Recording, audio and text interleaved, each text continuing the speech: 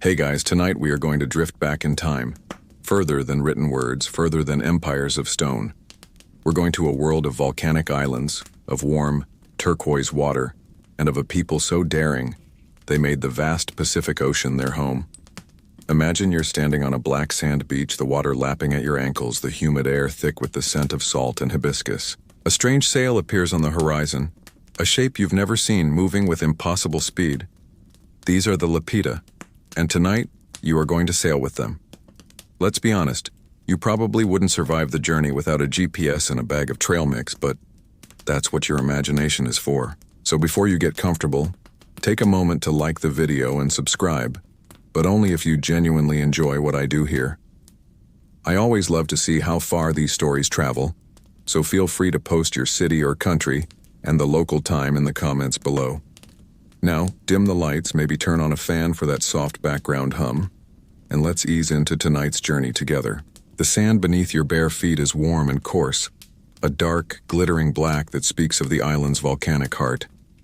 Behind you, the jungle is a wall of green, a cacophony of unseen birds and insects that has been the soundtrack to your life, and your parents' lives and their parents' lives for generations beyond counting. Your people have been here in this string of islands, the Bismarck Archipelago, for 40,000 years. The world is this island, the next island you can see on a clear day, and the deep, mysterious water in between. Everything you need is here. The starchy roots you dig from the forest floor, the fish you spear in the shallow reef, the fresh water that trickles down from the mountains. It's a complete world, or so you thought. But today, something is different. You're not alone on the beach. Other members of your small band are gathered, pointing, their quiet murmurs swept away by the steady rhythm of the surf. Out on the water, beyond the reef where the waves break in a line of white foam, are the vessels. They aren't like the simple dugout canoes you use to navigate the coastline. These are larger, stranger, with two hulls slicing through the water, connected by a wide platform and topped with a curious triangular sail that seems to drink the wind. They move with a purpose and speed that feels alien. As they draw closer, you can make out the figures of people, their silhouettes lean and confident against the bright afternoon sun. They are not like you. They navigate the open water not as a barrier but as a highway. The canoes find a passage through the reef and glide into the calm lagoon, their hulls scraping gently onto the sand. The people who step off are tall, speaking a language that sounds like nothing you've ever heard. A flow of melodic vowels and soft consonants. They carry themselves with an air of certainty, as if they know exactly where they are and what they are doing. This isn't the ancient equivalent of a ship of lost, starving explorers washing ashore. This is more like the new neighbors arriving with a fleet of moving trucks, ready to set up shop. And then you see the animals, a creature you'll later know as a pig, snuffling and strange, and a type of loud, flightless bird that struts and pecks at the sand. A chicken. You have no words for these things. They are as foreign as the people who brought them.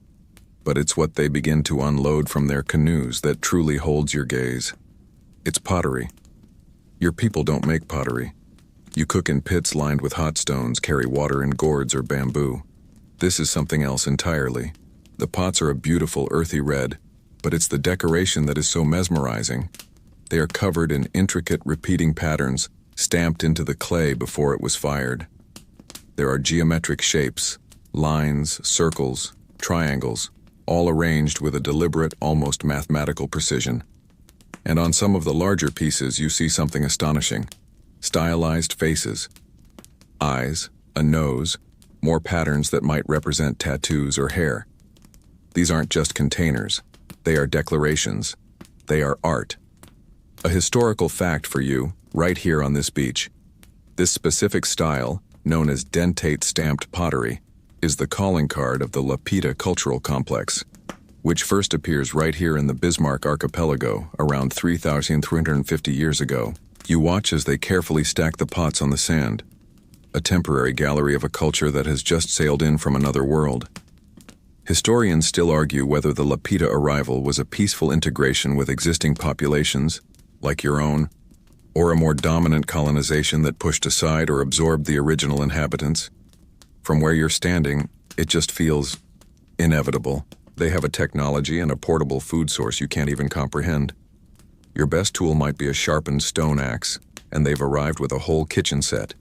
Each pot seems to have its own personality, its own story told in a language of stamped dots and lines. Archaeologists find this incredibly useful. This pottery is so distinctive that a single broken piece, a sherd found on an island 1,000 miles away, can sometimes be chemically traced back to the specific clay source where it was made. It's like an ancient fingerprint, allowing us to map the incredible trade networks these people would soon establish. But for you here and now, it's just magic. You watch them set up a small camp, their movements efficient, practiced. They are not here by accident. The sun begins to dip towards the horizon, painting the sky in shades of orange and purple. The newcomers have a small fire going, and the smell of roasting meat, one of those strange pig creatures, mingles with the familiar scent of the salt spray. Your world, which was once as big and as whole as it could possibly be, suddenly feels very, very small. Those pots sitting there on the sand are a promise of a change so profound you can't even begin to guess its shape. And you have no idea where these people and their beautiful, strange pottery even came from.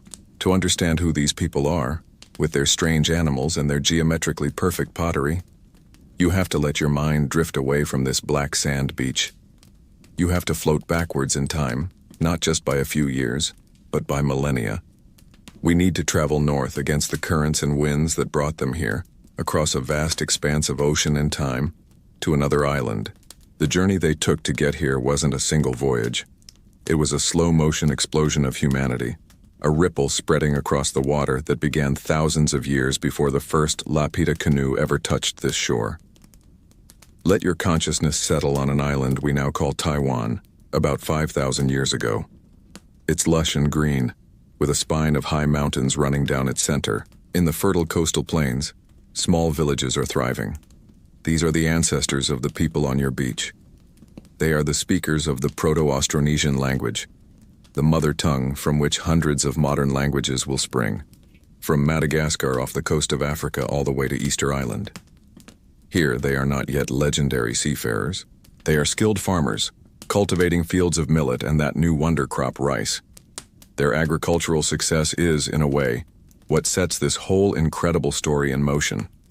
Good farming leads to more food, which leads to a growing population, and a growing population eventually needs more room. It's the same story all over the world, but here, more room doesn't mean moving into the next valley. It means looking out at the endless blue water and wondering what lies beyond the horizon. So they begin to leave. Not in a great armada, but in small groups, family by family, clan by clan. This is the generally accepted out-of-Taiwan theory, which pieces together evidence from linguistics, archaeology, and genetics. Imagine packing for that trip.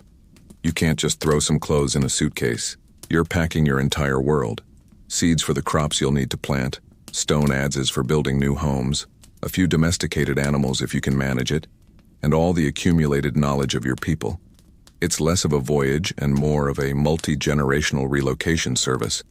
Their first canoes are not yet the magnificent twin-hulled vessels you saw arrive. Think of these early models as the reliable family station wagon, not the high-performance sports car. They are single-hulled outriggers, stable and capable, but designed for shorter, less terrifying journeys, probably within sight of land. The first major leap is across the 110-kilometer-wide Luzon Strait to the Philippines. It's a huge step. From there, the ripple continues, moving south. Generation after generation, they push into new island chains. Through the 7,000 islands of the Philippines, down to Borneo with its dense rainforests and orangutans, eastward into Sulawesi, an island shaped like a twisted orchid. This isn't a race. It's a slow, creeping expansion that takes over 2,000 years. With them, they carry their culture. One of the fascinating, quirky tidbits that travels with them is the knowledge of making bark cloth.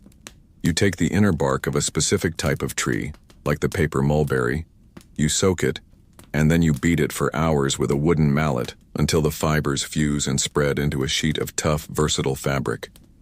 It can be used for clothing, for bedding, for sacred wrapping. This simple but ingenious technology, born in subtropical Asia, will travel with these people across the entire Pacific. a common thread connecting cultures separated by thousands of miles of ocean. As they move, they adapt. The rice and millet that grew so well in Taiwan and the northern Philippines don't thrive in the equatorial tropics. So they adopt the local root crops that have sustained earlier populations in this region for millennia. Taro, with its big, heart-shaped leaves, and the incredibly versatile yam. For a few centuries, their entire world is flavored with yam. Boiled yam, roasted yam, mashed yam. You have to imagine the teenagers of the time complaining, "Ugh, yams again?" They are becoming experts in tropical island living. Their pottery styles change, their languages begin to branch off and diversify, and their boat-building skills get more and more sophisticated. Scholars still debate the exact speed and nature of this initial Austronesian expansion. Was it a rapid wave of colonists who completely replaced the hunter-gatherer groups who already inhabited parts of island Southeast Asia? Or was it a much slower process, a trickle-down effect of cultural mixing, intermarriage, and shared knowledge? The truth is likely somewhere in the middle, a complex tapestry of encounters and exchanges, different on every island. What is certain is that by about 1600 BCE, some of these Austronesian descendants have reached the very edge of the world they know. They are poised on the easternmost islands of Indonesia, looking across the water towards the massive wild island of New Guinea and the archipelagos beyond. These are now a people profoundly shaped by the sea. The ocean is their backyard, their highway, and their primary source of protein. They have spent 2 millennia island hopping, adapting, and perfecting the art of turning a tree into a vessel that can carry their family to a new life. They are no longer the millet farmers of Taiwan. They are a maritime people, ready for their next great challenge. They are the proto-Lapita, and the world they are about to enter is unlike anything their ancestors ever faced. From here on, the islands are smaller, further apart, and for the most part, completely empty of human life. The next step will require a whole new level of courage and technology. You are with them now, these proto-Lapita, poised on the western edge of New Guinea. The world you are about to enter is called Near Oceania. Geographically, it's a chain of large, rugged islands, New Guinea itself, and the archipelagos curving away from it to the east, the Bismarcks and the Solomons. The most important feature of this world is that from the shore of almost any island you can see the next. There are no terrifying, empty horizons. It's like a series of stepping stones laid out for you by a benevolent giant. This changes the entire psychology of the journey. This is the scenic route, the island-hopping cruise, not the non-stop transatlantic flight into the terrifying unknown. The terror will come later. As your Outrigger canoe scrapes onto the shore of an island in the Bismarck archipelago, the first thing you notice is that this land is not empty. The smoke from other campfires drifts on the breeze. There are footprints in the sand that are not your own. People have lived here for an almost unimaginable length of time. This is a crucial historical fact. The first settlement of Near Oceania by modern humans happened at least 40,000 years ago. The people you are meeting are the descendants of some of the earliest and most successful pioneers in human history. But they are not your people. The encounters are cautious, a mixture of curiosity and apprehension. The indigenous Papuan-speaking peoples are physically and culturally distinct. Their languages share no roots with your Austronesian tongue. Communication is a slow pantomime of gestures and guesses. They are masters of this land with a deep ancient knowledge of its plants and animals. They live in small mobile groups practicing a bit of forest gardening but relying heavily on hunting and gathering. They have no pottery. They have no pigs or chickens.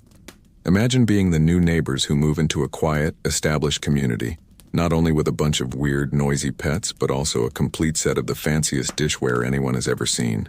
The potential for social awkwardness is immense, and it is this complete package of goods and ideas that makes your arrival so dramatic in the archaeological record. You don't just trickle in, you arrive with a signature lifestyle. First, there's the pottery, which we'll get to. Then there are the domestic animals, the pig, the chicken, and the dog, which provide a reliable source of protein. You bring your polished stone adzes for efficiently clearing forests and building canoes and houses. You bring your starchy food crops, your taro and yams, and establish neatly cultivated gardens. And you bring your ornaments, Bracelets, beads, and pendants beautifully crafted from shells like Trochus and Conus.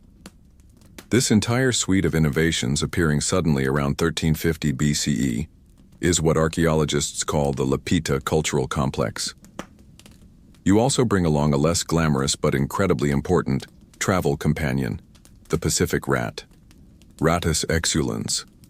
Whether it was a stowaway hiding amongst the yams and coconuts or brought intentionally as a snack for the road, this little rodent hitches a ride on virtually every canoe. Its tiny bones, found in the deepest layers of archaeological sites across the vast Pacific, become one of the most reliable tracers of your migration. It's the furry, uninvited chronicler of your journey, a breadcrumb trail of rat bones marking your path across the world's largest ocean. For several centuries, about 12 to 15 generations, your people stay within near Oceania, primarily centered in the Bismarck archipelago. It's as if you found the perfect place to pause and refine your identity. This period is sometimes called the Bismarck bubble. Here, in this cluster of volcanic islands, the Lapita culture truly crystallizes. Your settlements become more established, often built on stilts out over the calm waters of a lagoon, safe from land-based predators and mosquitoes, and with easy access to your canoes. Your trade networks flourish, and your pottery becomes an art form. The styles become more elaborate, the patterns more complex. You are no longer just Proto-Lapita, you are Lapita, fully formed. This pause leads to a fascinating scholarly debate.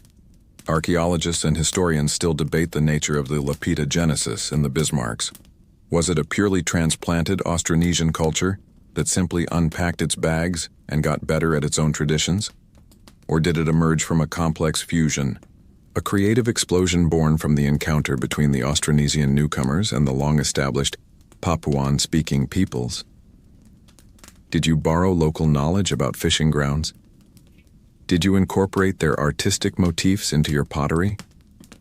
The evidence suggests a great deal of mixing, both genetically and culturally. You didn't just colonize, you interacted, you learned, you adapted. You became something new. The sun is low and you sit on the porch of your stilt house looking out over the calm lagoon. The sounds of the village are all around you, children laughing, the rhythmic thump, thump, thump of a woman beating bark cloth, the soft murmur of your Austronesian tongue. Not far away on the shore, another fire burns, and you can hear the strange guttural sounds of the Papuan language. You've been here for years now. This island is home. Your children were born here. Down on the beach, a potter is working. She takes a small tool, perhaps the edge of a shell or a carved wooden comb, and presses it carefully into the wet clay of a new pot, leaving a row of tiny, perfect squares. She repeats the motion again and again, building lines, curves, and maybe even a face. This pot is more than a tool. It is your identity, fired into permanence. And it is this identity that will give you the confidence to finally look beyond the last stepping stone and face the empty ocean that waits to the east. Let's stay here on this beach in the Bismarck archipelago, with the potter you saw at the end of our last section. Let your focus narrow until all that exists is her, the clay, and the symphony of creation. That simple pot, covered in its intricate tattoos of dots and lines, is the single most important clue these ancient people left us. To understand the Lapita, you have to understand their pottery. It's their signature, their story, their soul, fired into clay. The process begins with the earth itself. You walk with her to a special place, a clay pit known only to the women of your village. The clay has to be just right, not too sandy, not too silty. You dig it out, a heavy damp mass, and carry it back to the village in woven baskets. Then the real work starts. You have to clean it, picking out tiny roots and pebbles, and then pound it and knead it again and again to remove any air bubbles. Then you add the temper. This is a gritty material, maybe fine volcanic sand or crushed shells, that you mix into the clay. This is the crucial scientific step. Without temper, the pot would shrink too quickly in the fire and crack. It's ancient material science, learned through generations of trial, error, and the heartbreaking sound of a pot shattering at the last minute. The ancient equivalent of your file corrupting right before a deadline. With the clay prepared, you begin to build. There is no potter's wheel here. You take a lump of the prepared clay, and using your hands, you start to form the base. To build the walls, you use a technique called paddle and anvil. You hold a smooth, heavy river stone, the anvil, on the inside of the pot, and with a flat wooden paddle, you rhythmically beat the outside. Thwack, thwack, thwack. With each strike, the wall gets thinner, stronger, and rises higher. It's a hypnotic process, a dance of pressure and support that coaxes a shape from a formless lump. You make a variety of shapes for a variety of needs. Squat, wide-mouthed pots for cooking, elegant, long-necked jars for storing fresh water, and large, ornate bowls that seem destined for ceremony. Once the pot is shaped and the surface is leather-hard, the magic begins. This is when the pot gets its voice. First, you might apply a slip, which is a very fine, watery clay wash. When fired, this will give the pot its characteristic reddish-orange hue. And now, the stamping. The technique is called dentate stamping because the tools are toothed, like tiny dentures. You've spent hours carving these tools from turtle shell, bone, or hardwood. They are small combs, some straight, some curved, each tooth painstakingly filed to a point. You press the tool into the soft clay, rock it slightly, and lift. A perfect row of dots appears. You do it again and again, building up complex patterns, one tiny impression at a time. Straight lines, concentric arcs, zigzags, triangles. It's meticulous, demanding absolute precision. And then there are the faces. This is the most mysterious and captivating part of Lapita art. Emerging from the geometric patterns is a stylized face. 2 circles for eyes, a simple line for a nose, maybe an elaborate headdress of more stamped designs. It's haunting. Some researchers have suggested these aren't just decorations, but representations of revered ancestors or powerful spirits. Your water jar isn't just a water jar anymore. It's being watched over by your great-great-grandmother, which is either comforting or a bit judgmental, depending on the ancestor. Why go to all this trouble? This leads to a rich and ongoing debate among anthropologists and archaeologists. What did the Lapita designs mean? Were they purely decorative, an expression of a love for beautiful things? Did they signify a person's clan, their lineage, or their social rank, like a coat of arms? Or were they something more complex, a symbolic language, a way of encoding myths, genealogies, or even maps of the sea and stars? We may never know for sure, but the sheer complexity suggests these designs were deeply meaningful. The final step is the firing. You wait for a calm, windless day. The finished bone-dry pots are carefully stacked, sometimes on top of each other, and a bonfire is built over and around them. You light the fire, and then you can only wait and listen. You listen for the dreaded ping of a pot cracking in the heat. After several hours, the fire dies down, and you carefully retrieve the pots from the hot embers, now transformed by the flames into hard, permanent ceramic. For archaeologists, these broken pieces of pottery, or sherds, are like pages from a lost book. It's the world's oldest, dustiest, and most important jigsaw puzzle. This is the mainstream historical fact that underpins so much of what we know. By analyzing the chemical composition of the clay, a scientist in a lab can match a sherd to the specific geological region, sometimes even the specific clay pit, where it was made. This is how we know that a pot made on one island in the Bismarcks was carried in a canoe and traded to people living on an island in Vanuatu, 500 miles away. The pots are the undeniable proof of their incredible sea lanes of communication and exchange. They are the tangible evidence that these weren't isolated communities, but a connected, vibrant, ocean-spanning society. The pot is finished, cool to the touch, its patterns sharp and clear. It's a masterpiece. And now, it's ready to travel. You carefully wrap it in leaves and place it, along with others, into the hull of a great canoe, ready for a journey to an island you cannot yet see. You stand on the beach watching them load the last of the pots, the ones so carefully made in the previous section. They are precious cargo, but they are not the most important thing on this beach. The most important thing is what they are being loaded onto. Your gaze lifts from the pottery to the vessel itself, the true masterpiece of your culture. It rests half in the water, half on the sand, a creature of both land and sea. This is the voyaging canoe, the engine of the Lapita expansion. It is the single most complex and vital piece of technology you possess, and without it, your people's story would have ended centuries ago, here in the Bismarck Archipelago. This canoe is your starship, your moving van, your ark. It is the physical manifestation of your will to see what lies beyond the horizon. From a distance, it looks like two massive canoes joined together by a wide, flat deck. This is the classic double-hulled voyaging canoe, a catamaran design that gives it incredible stability on the open ocean. Maritime historians and archaeologists still debate whether the primary Lapita voyaging vessel was this double canoe or a large single-hulled canoe with a smaller outrigger float. The truth is, you probably used both, tailoring the design to the task at hand. A smaller outrigger for fishing along the reef, and this magnificent beast for the long, dangerous voyages into the unknown. Each of the two hulls is carved from a single massive tree trunk, felled deep in the forest and painstakingly hollowed out with stone adzes. To make the hull walls higher and more seaworthy, planks have been fitted to the top edges, but there are no nails, no metal fastenings of any kind. Instead, the planks are literally sewn to the hull and to each other. You watch a builder work, using a drill made from sharp coral or bone to bore holes along the edges of the planks.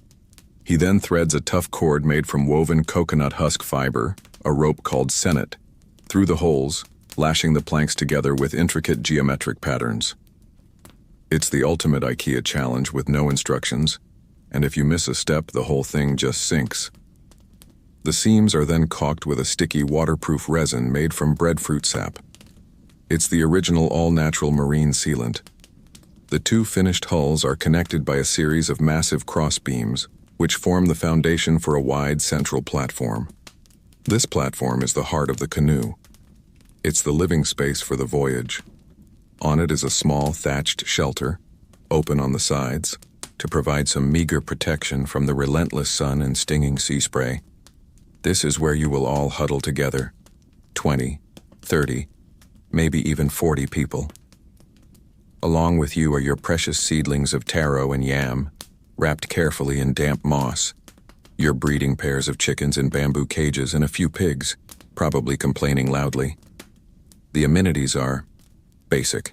Think of it as the original budget airline of the Pacific, with zero legroom and a much higher chance of a catastrophic water landing. But the real genius of the design, the technological leap that makes all of this possible, is the sail.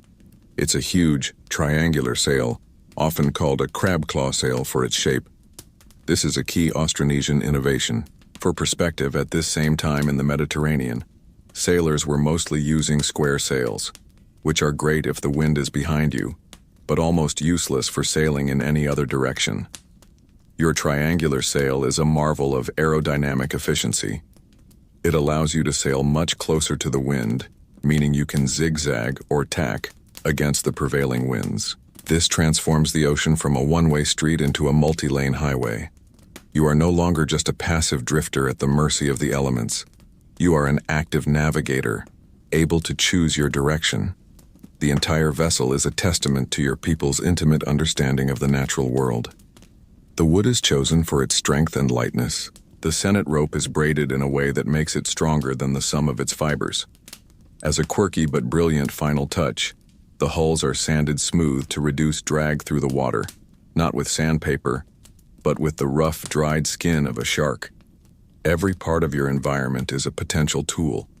The canoe isn't just an assembly of parts. It feels alive. It has a name. Its creation was accompanied by chants and rituals, asking the gods for their blessing and the spirit of the tree for its forgiveness. The master canoe builder who oversaw its construction is one of the most revered men in your society, a blend of engineer, artist, and priest. Now, it is ready. The last of the supplies are aboard. The crew, the navigators, the families chosen for this voyage are all on the platform. A quiet sense of purpose hangs in the air, a mixture of excitement and deep primal fear.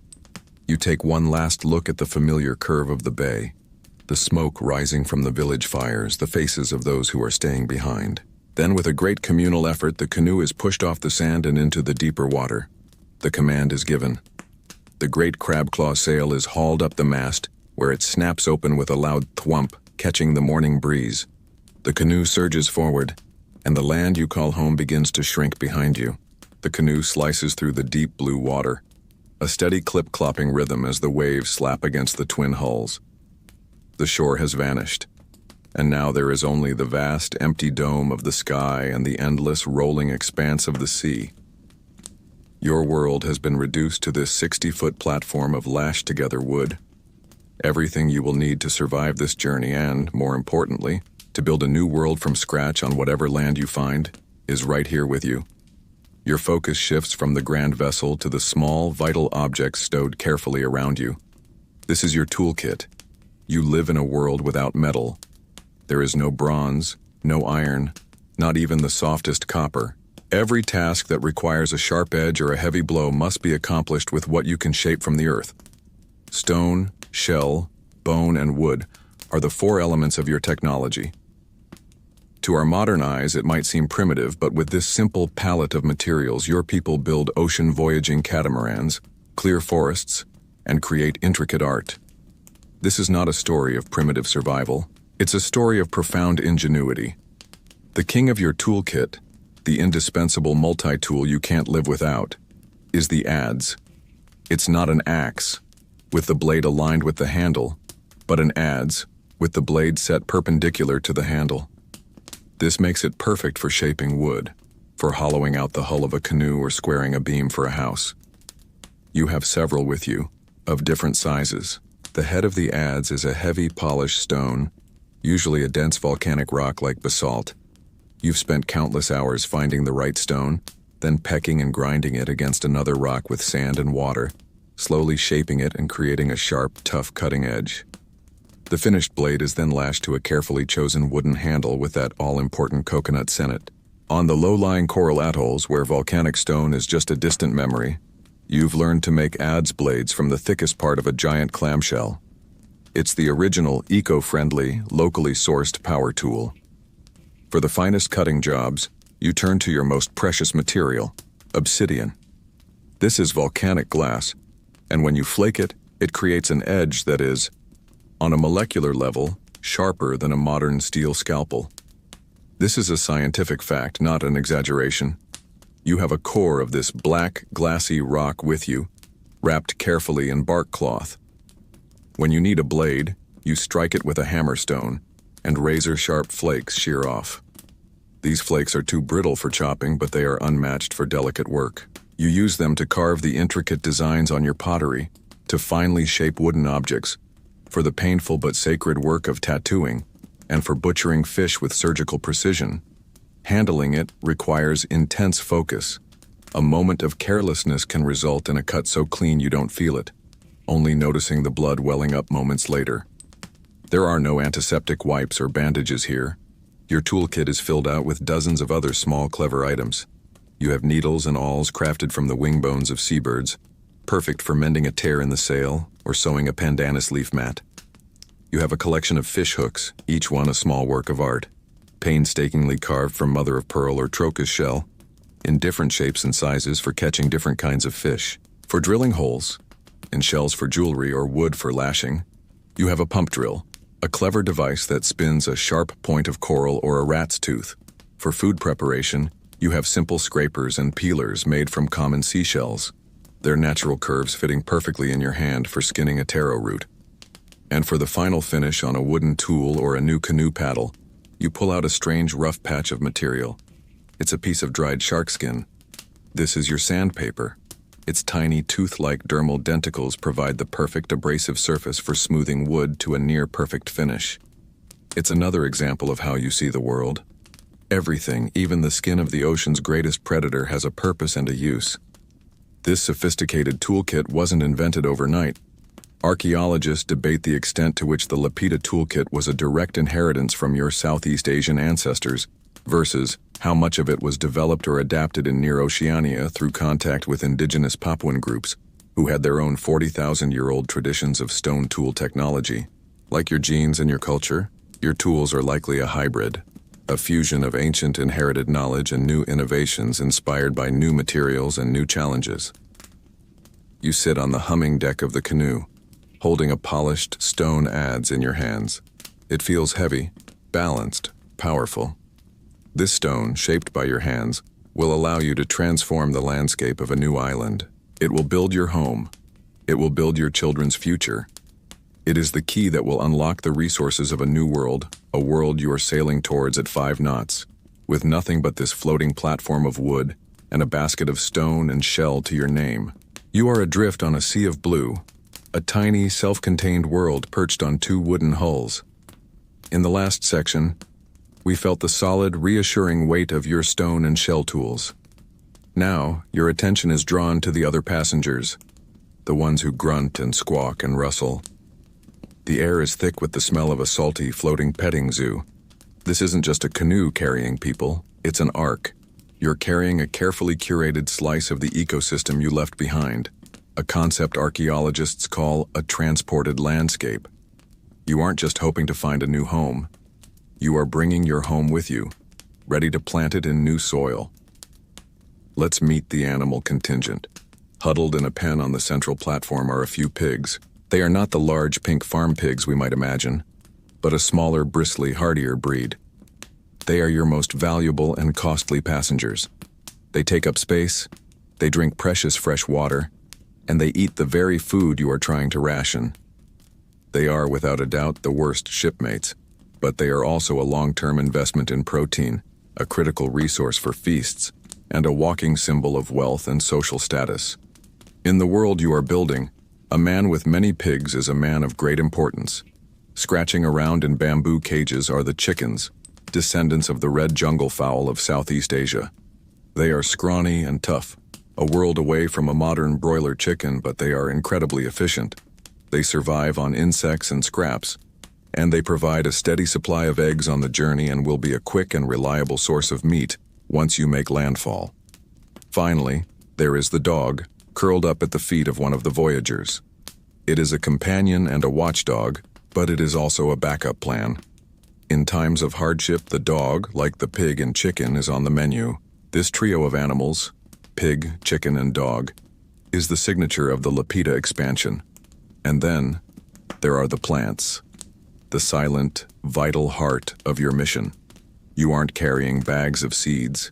You are carrying living things, cuttings, seedlings, and root sections, each one wrapped in damp moss and leaves, and all of them needing constant, careful attention.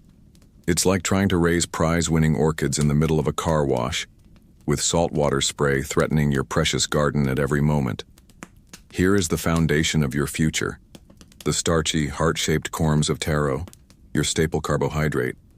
You have bundles of yam cuttings, a miracle food whose tubers can be stored for months after harvest, providing a crucial buffer against famine. You have saplings of the breadfruit tree, a true gift of the gods. Plant one of these, and it will produce an abundance of starchy, versatile fruit for generations. You have the suckers of banana and plantain plants, and short lengths of sugarcane to chew for a burst of sweet energy on the long voyage. And of course, you carry sprouted coconuts. The coconut palm is the tree of life. Its nuts provide water, food, and oil. Its husk gives you the fiber for the sennet rope that lashes your world together. Its fronds can be woven into baskets and thatch for your roof. Its wood can be used for building. It is the ultimate one-stop shop for survival. This floating garden and menagerie is what makes your expansion so different from a simple exploration. You aren't just looking, you are planning to stay. You are carrying everything you need to fundamentally and permanently alter the landscape of any island you find, transforming it from a wild space into a productive, human-centered one. This is a mainstream historical fact that defines the Lapita. They were agriculturalists on the move, terraformers in canoes. Tucked away in a special basket is a quirky but telling piece of this plan. You are carrying cuttings of the paper mulberry tree. This plant has no food value whatsoever. Its sole purpose is to provide the inner bark for making bark cloth, your clothing, your bedding, your ceremonial wrappings. The fact that you dedicate precious space and effort to this non-food plant is profound. It shows you are not just transporting the means of survival, but the very fabric of your culture. Of course, all of this represents an incredible gamble. If your plants are contaminated by salt water, If a storm washes the animal pens overboard, if you fail to find land before your yam supply runs out, the entire enterprise is doomed. Botanists and archaeologists still debate the precise origins and roots of some of these domesticates. But the core package, this portable farm, is the undeniable toolkit that allowed your people to succeed. You look around the crowded platform, at the grunting pigs, the dozing dog, the carefully tended bundle of pterocorms. This fragile bubble of life, this miniature floating farm, is the seed of a new civilization, and you are carrying it across the loneliest stretch of water on planet Earth. The canoe is a hive of quiet activity. You check the lashings on the animal pens. You adjust the covering over the precious yam cuttings. You stare out at the endless, churning blue. You have been sailing east for days, island hopping through the Solomon chain. But yesterday, everything changed. You left the last island, a familiar smudge of green and volcanic gray, and watched it sink below the western horizon. This is the moment you realize you might have forgotten to do something important back home. And there is absolutely nothing you can do about it now. For the first time, there is nothing. No land ahead, no land behind, only water.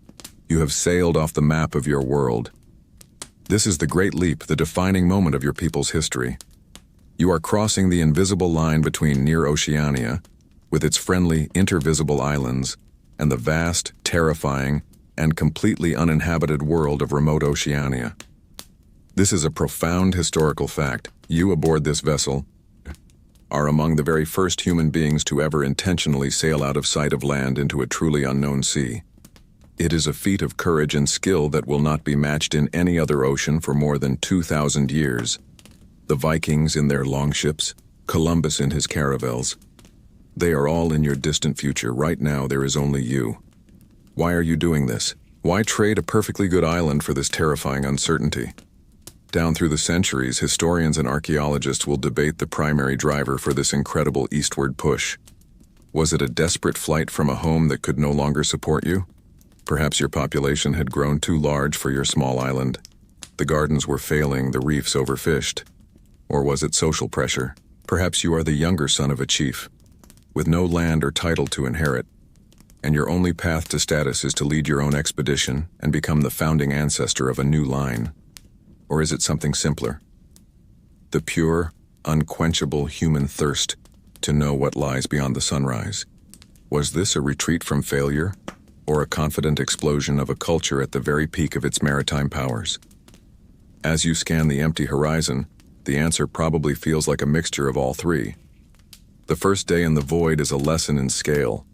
The sun beats down from a mercilessly blue sky.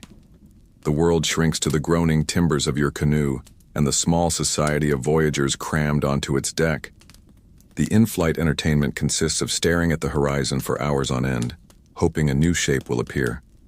The nights are somehow even more immense. The stars here, away from any terrestrial light, are a brilliant, terrifying canopy of diamonds. They seem close enough to touch, and you feel less like you are sailing on a sea, and more like you are floating in a black, star-flecked void between worlds. Life falls into a strict rhythm, a routine designed to conserve energy and resources.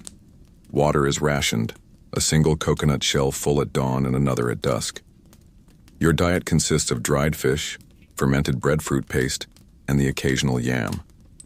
To supplement this, you trail fishing lines from the stern, hoping for a tuna or a mahi-mahi.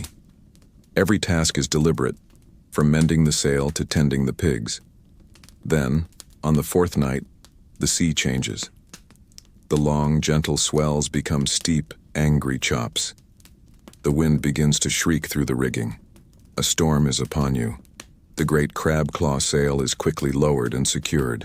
All you can do now is ride it out, pointing the bows of the canoe into the oncoming waves. Water, cold and heavy, crashes over the platform, drenching everything and everyone. The canoe is tossed about like a child's toy, climbing the face of a mountainous black wave and then plunging sickeningly into the trough on the other side.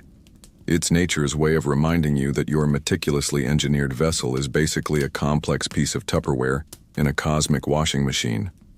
You huddle under the flimsy shelter, trusting the thousands of feet of Senate lashing to hold your world together. The storm rages for a day and a night before it finally breaks. You emerge, bruised, exhausted, and soaked to the bone, into a world of gray skies and calmer seas.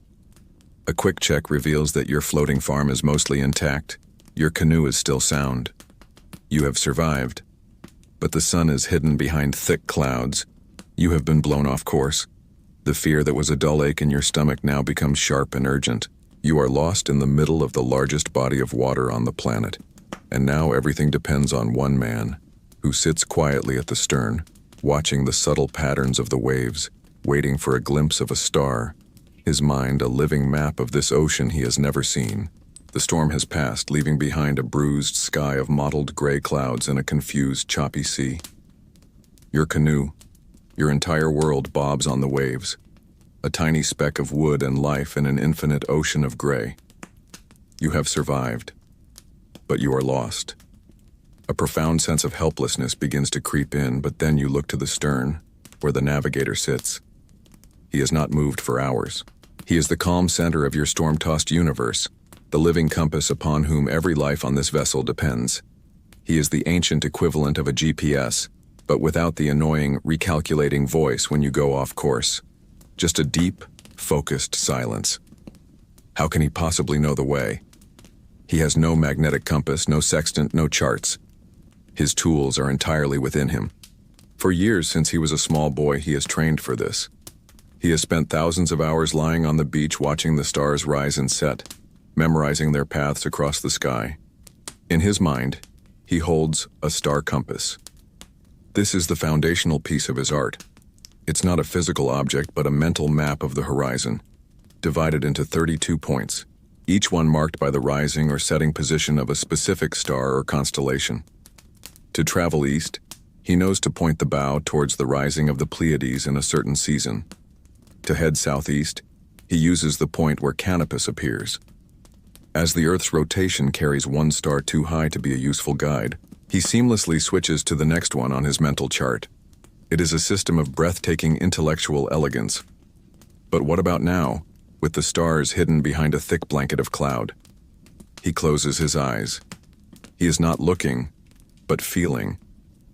He lies down flat on the deck, pressing his body against the timbers of the canoe, and tunes into the rhythm of the ocean. He is feeling for the swells, the long, powerful, rolling waves generated by distant weather systems thousands of miles away. Unlike the chaotic, wind-driven chop on the surface, these swells are predictable, ancient, and true. A deep, slow swell from the northeast tells him the direction of the trade winds in that quadrant. Another, smaller swell from the south might be the echo of a storm system a week old and a hemisphere away. To the untrained, it's just a lurching mess. To him, it's a language. He can feel the way the canoe pitches, rolls, and yaws as these different swells interact with the hull. From these subtle movements, he can determine his direction and hold a steady course, even in total blindness. Learning this is like learning to distinguish fine wines by taste, except the wine is 1,000,000 tons of moving water, and the consequence of a mistake is oblivion. For days, he holds the course by the feel of the swells.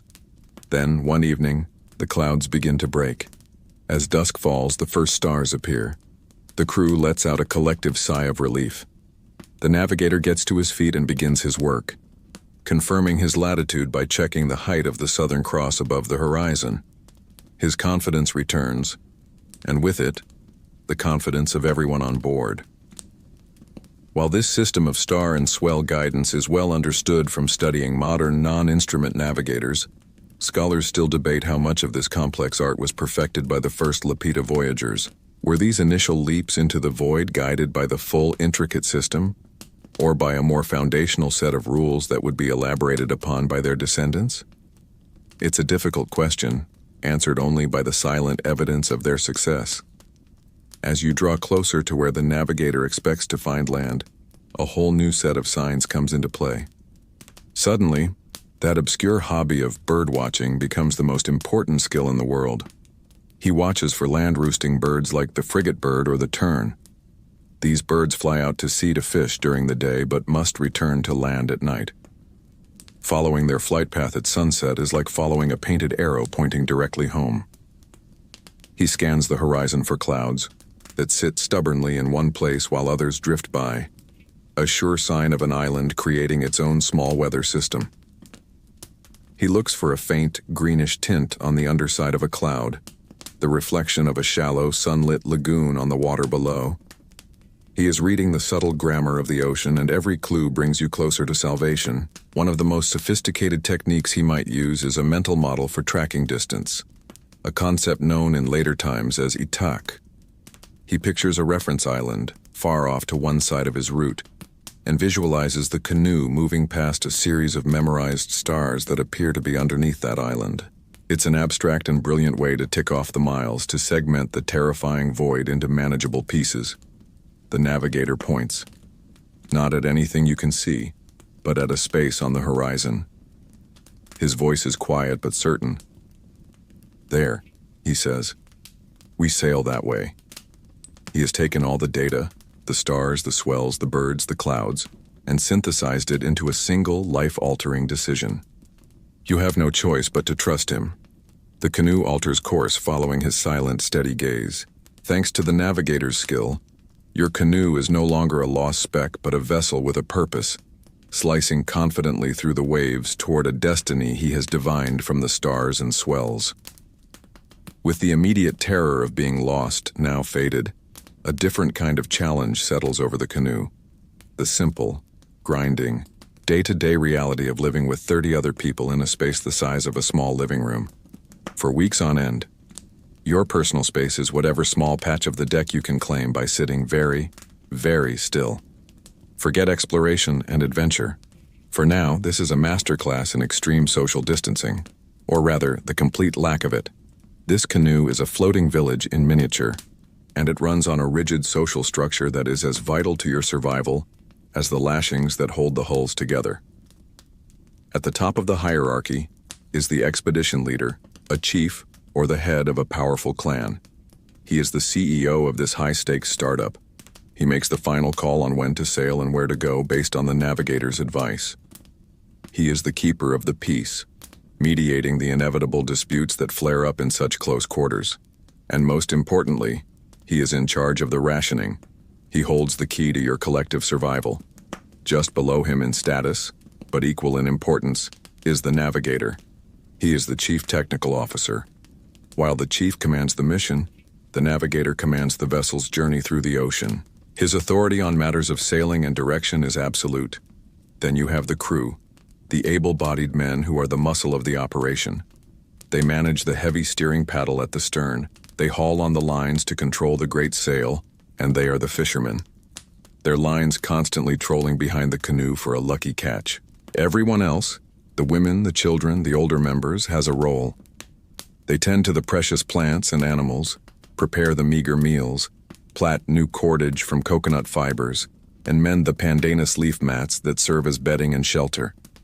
There are no passengers on this voyage. Everyone works. A typical day is governed by the sun and the sea. You wake at dawn, your body stiff from sleeping on the hard wooden deck. A short chant or prayer is offered to the gods for protection and a fair wind. The day's rations are distributed, a small cup of fresh water from a bamboo tube, and a portion of preserved food. The menu is simple and repetitive, a dense sour paste made from fermented breadfruit, and perhaps some dried fish. Then the work begins, each person to their assigned task, a quiet hum of purposeful activity under the vast, watchful sky. The psychological pressure is immense. The same faces day after day, the same cramped space, the same bland food. Resolving a family argument is difficult at the best of times. It's nearly impossible when your annoying cousin is sitting 2 feet away, and the only place to storm off to is the middle of the Pacific Ocean. To keep spirits from failing, you have your oral traditions. In the calm of the evening, as the stars begin to appear, an elder might begin to chant. This is a quirky but vital survival tool. The stories are of your gods, of the creation of the world, of the voyages of your heroic ancestors. These long, memorized chants are your library, your entertainment, and your spiritual anchor. They remind you who you are, where you come from, and that your people have faced and overcome challenges like this before. They are the social glue that keeps your floating village from splintering into 30 desperate individuals. This tight social control is the subject of some debate for future anthropologists. Was the command structure on these canoes a rigid military-style hierarchy, where the chief's word was law and disobedience was harshly punished?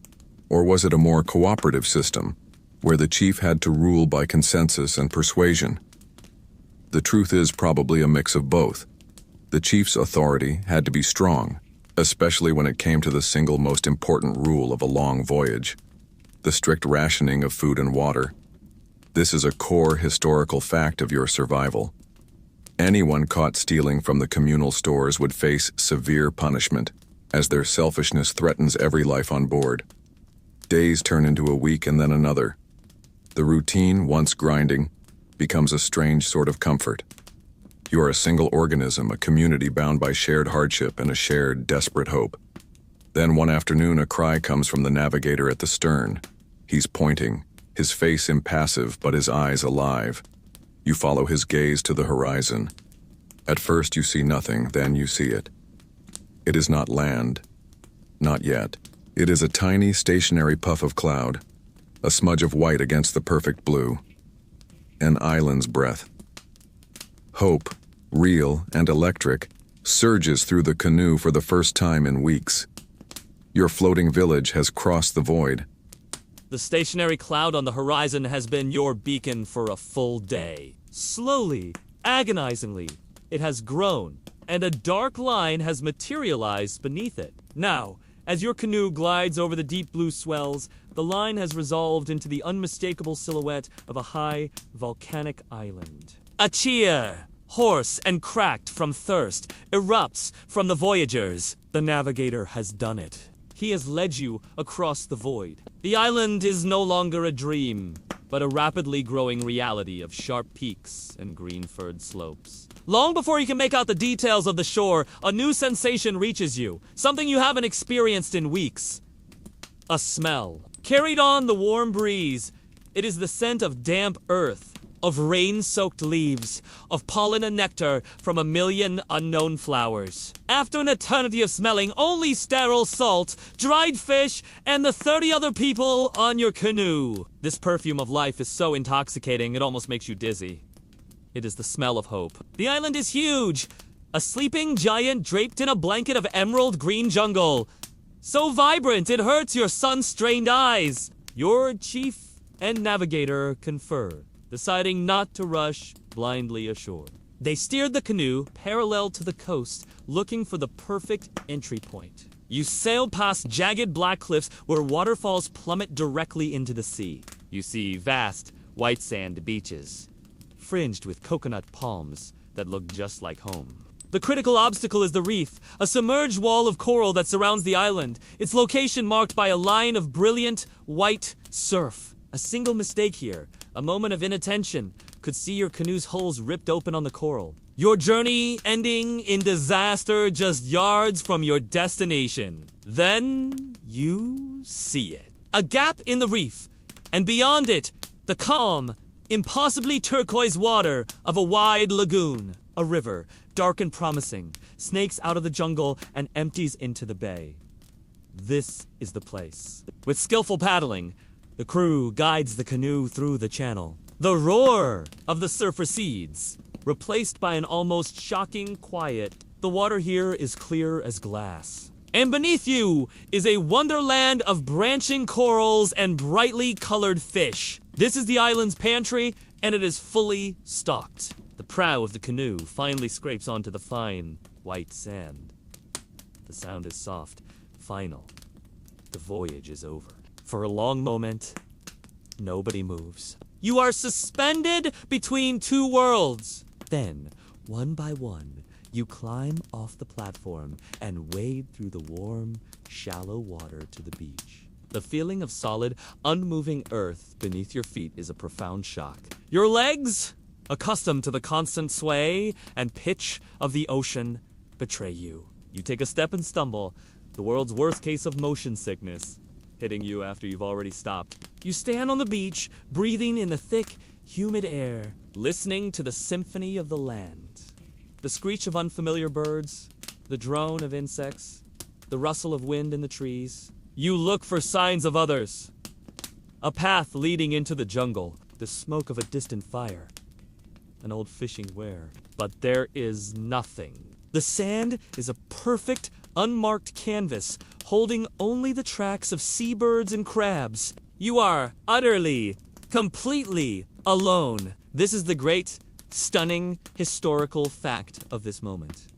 These islands of what will one day be called and all of remote Oceania were completely empty of people. You are not a discoverer in the sense of finding a new land full of other people.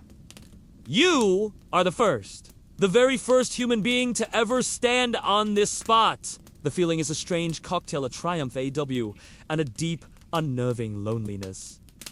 The first priorities are simple. You find the mouth of the river and drink deeply of the cool, fresh water. A prayer of thanks is offered. Then, the careful work of unloading begins. The pigs are carried ashore, squealing and blinking in the bright sun. The chickens are released from their cages. The precious plant cuttings are laid carefully in a shaded spot. This is also a moment of intense learning. You encounter plants and animals you have never seen before. Brightly colored parrots, giant fruit bats, strange new trees with unfamiliar fruits. This new world is a library, and you must learn to read its pages quickly to know what is edible and what is poison. Archaeologists debate how systematic this discovery process was. Were your people intentionally leapfrogging across the ocean to find large, promising islands like this one? Or was it a more random starburst of colonization? Right now, all you know is that you have found it. You have arrived. Your small band of survivors, and your floating farm stand at the edge of a new world, ready to begin. You stand on the silent beach of your new world, the euphoria of landfall slowly giving way to a daunting, sobering reality. The to-do list is both simple and monumental. First, survive the night. Second, build an entire civilization from scratch. No pressure. The canoe that was your whole world for weeks now seems small, a fragile shell that has delivered you to this vast, indifferent wilderness. The real work, the work of turning this empty island into a home, is about to begin. The first few days are a blur of organized urgency. You erect temporary lean-to shelters on the edge of the beach, just flimsy things made of branches and palm fronds, but enough to provide shade and a sense of security. The first fire is kindled, its smoke a thin, vertical line of gray against the endless green of the jungle, the first man-made smoke this island has ever seen. Small parties of scouts move cautiously inland, mapping the immediate area, searching for a reliable source of fresh water, and looking for outcrops of good quality stone for making new adzes. Your tools have taken a beating on the voyage, and in the first days of clearing brush. After careful exploration, your chief selects the site for the permanent settlement. It's a perfect location, a model of Lapita strategic planning. It's a wide, sandy terrace fronted by the calm, protected lagoon you sailed into, with the freshwater river running along one side. The key feature is the shallow, sandy bottom of the lagoon itself. This is where you will build your houses, on stilts, out over the water. This style of architecture is a stroke of genius. It's cooler, as the sea breeze can circulate freely. It's cleaner, as household waste simply falls through the floorboards to be washed away by the tide. And it's safer, providing protection from land-based pests and giving you a private canoe dock at your front door. Now the real labor begins. You join a team of men heading into the forest. Your tools are the heavy stone adzes from your toolkit. You select a tall, straight tree, and the work of felling it commences. Thud, thud, thud. It's a slow, rhythmic, exhausting process. Hours pass, the men working in shifts, the pile of wood chips at the base of the tree growing steadily. Finally, with a great groaning crack, the tree surrenders and crashes to the forest floor. The work has only just begun. The trunk must be trimmed and cut into lengths for the house posts. It's the ultimate home improvement show. But the materials aren't from a hardware store. They are won from the landscape through sheer sweat and effort. Back at the lagoon, another team begins driving the sharpened posts into the seabed. With a combination of leverage, body weight, and relentless pounding, The foundation of the first permanent human home on this island is laid. A platform of beams is lashed to the top of these stilts, and on this the floor is built. An A-frame structure for the roof is raised, every joint secured with that incredibly strong coconut sennit rope. Finally, the roof is thatched with large, overlapping mats of woven pandanus leaves, creating a waterproof shelter. The first house may not be perfect. It probably leans a little. But it is a miracle of communal effort, a bold declaration in wood and vine that you are here to stay. While the builders build, another group is engaged in a task just as vital. They are clearing the first garden. On a fertile patch of flat land near the river, they attack the dense coastal forest. Smaller trees and undergrowth are cleared with adzes and machete-like wooden clubs. The larger trees are sometimes killed by ring-barking them and then burned. Slowly, painstakingly, a patch of sunlight is opened in the ancient forest. Into this new raw earth you plant your future. The taro corms, which you have so carefully guarded, are placed in the damp soil. The yam cuttings are nestled into carefully prepared mounds. The breadfruit and coconut saplings, the long-term investments, are given space to grow. This moment is filled with a quiet, desperate hope. Your survival next year, and for all the years after, depends on whether these few, sad-looking cuttings decide to take root in this alien soil. This active transformation of the island's ecosystem is the very definition of the Lapita project. Archaeologists still debate the size of these first settlements. Did you arrive as a single small family group, an outpost that grew over time? Or did you land as a fully organized community, ready to immediately lay out a planned village with multiple households, mirroring the social structure of your old home? Looking at the small band of exhausted but determined people on the beach, it feels like something in between. You are a seed, a small but complete cultural package ready to germinate. As the sun sets, you stand before your new stilted house, a column of smoke rising from your cooking fire, the dark, tilled earth of the new garden waiting patiently behind you. You have done more than just survive. You have begun to build a world. Your stilt house is complete, its thatched roof a dark silhouette against the brilliant star-dusted sky. The first tender green shoots of taro are pushing up through the rich, dark soil of your new garden. You have shelter. You have the promise of a harvest. You have survived. Now the constant pressing question of human existence asserts itself. What's for dinner? After weeks of meager rations on the Canoe, the sheer abundance of this new island is almost overwhelming. Your diet is about to get a whole lot more interesting, a fusion menu combining the familiar tastes of home with the exciting new flavors of this untouched paradise. The foundation of every meal, the bedrock of your cuisine, comes from the garden you so painstakingly cleared. In a few months, you feel the profound joy of the first harvest. You dig your hands into the warm earth and pull out the first starchy, satisfying corms of taro and the long, heavy tubers of yam. But how do you cook them? While your beautiful Lapita pottery is great for serving and storage, it's often too fragile to place directly on a fire. For the main event, you rely on a much more ancient and effective technology, the earth oven. You've seen this process 100 times. A pit is dug in the ground and lined with smooth, dry river stones. A huge fire is built on top of the stones and burns for hours until the stones are glowing red hot.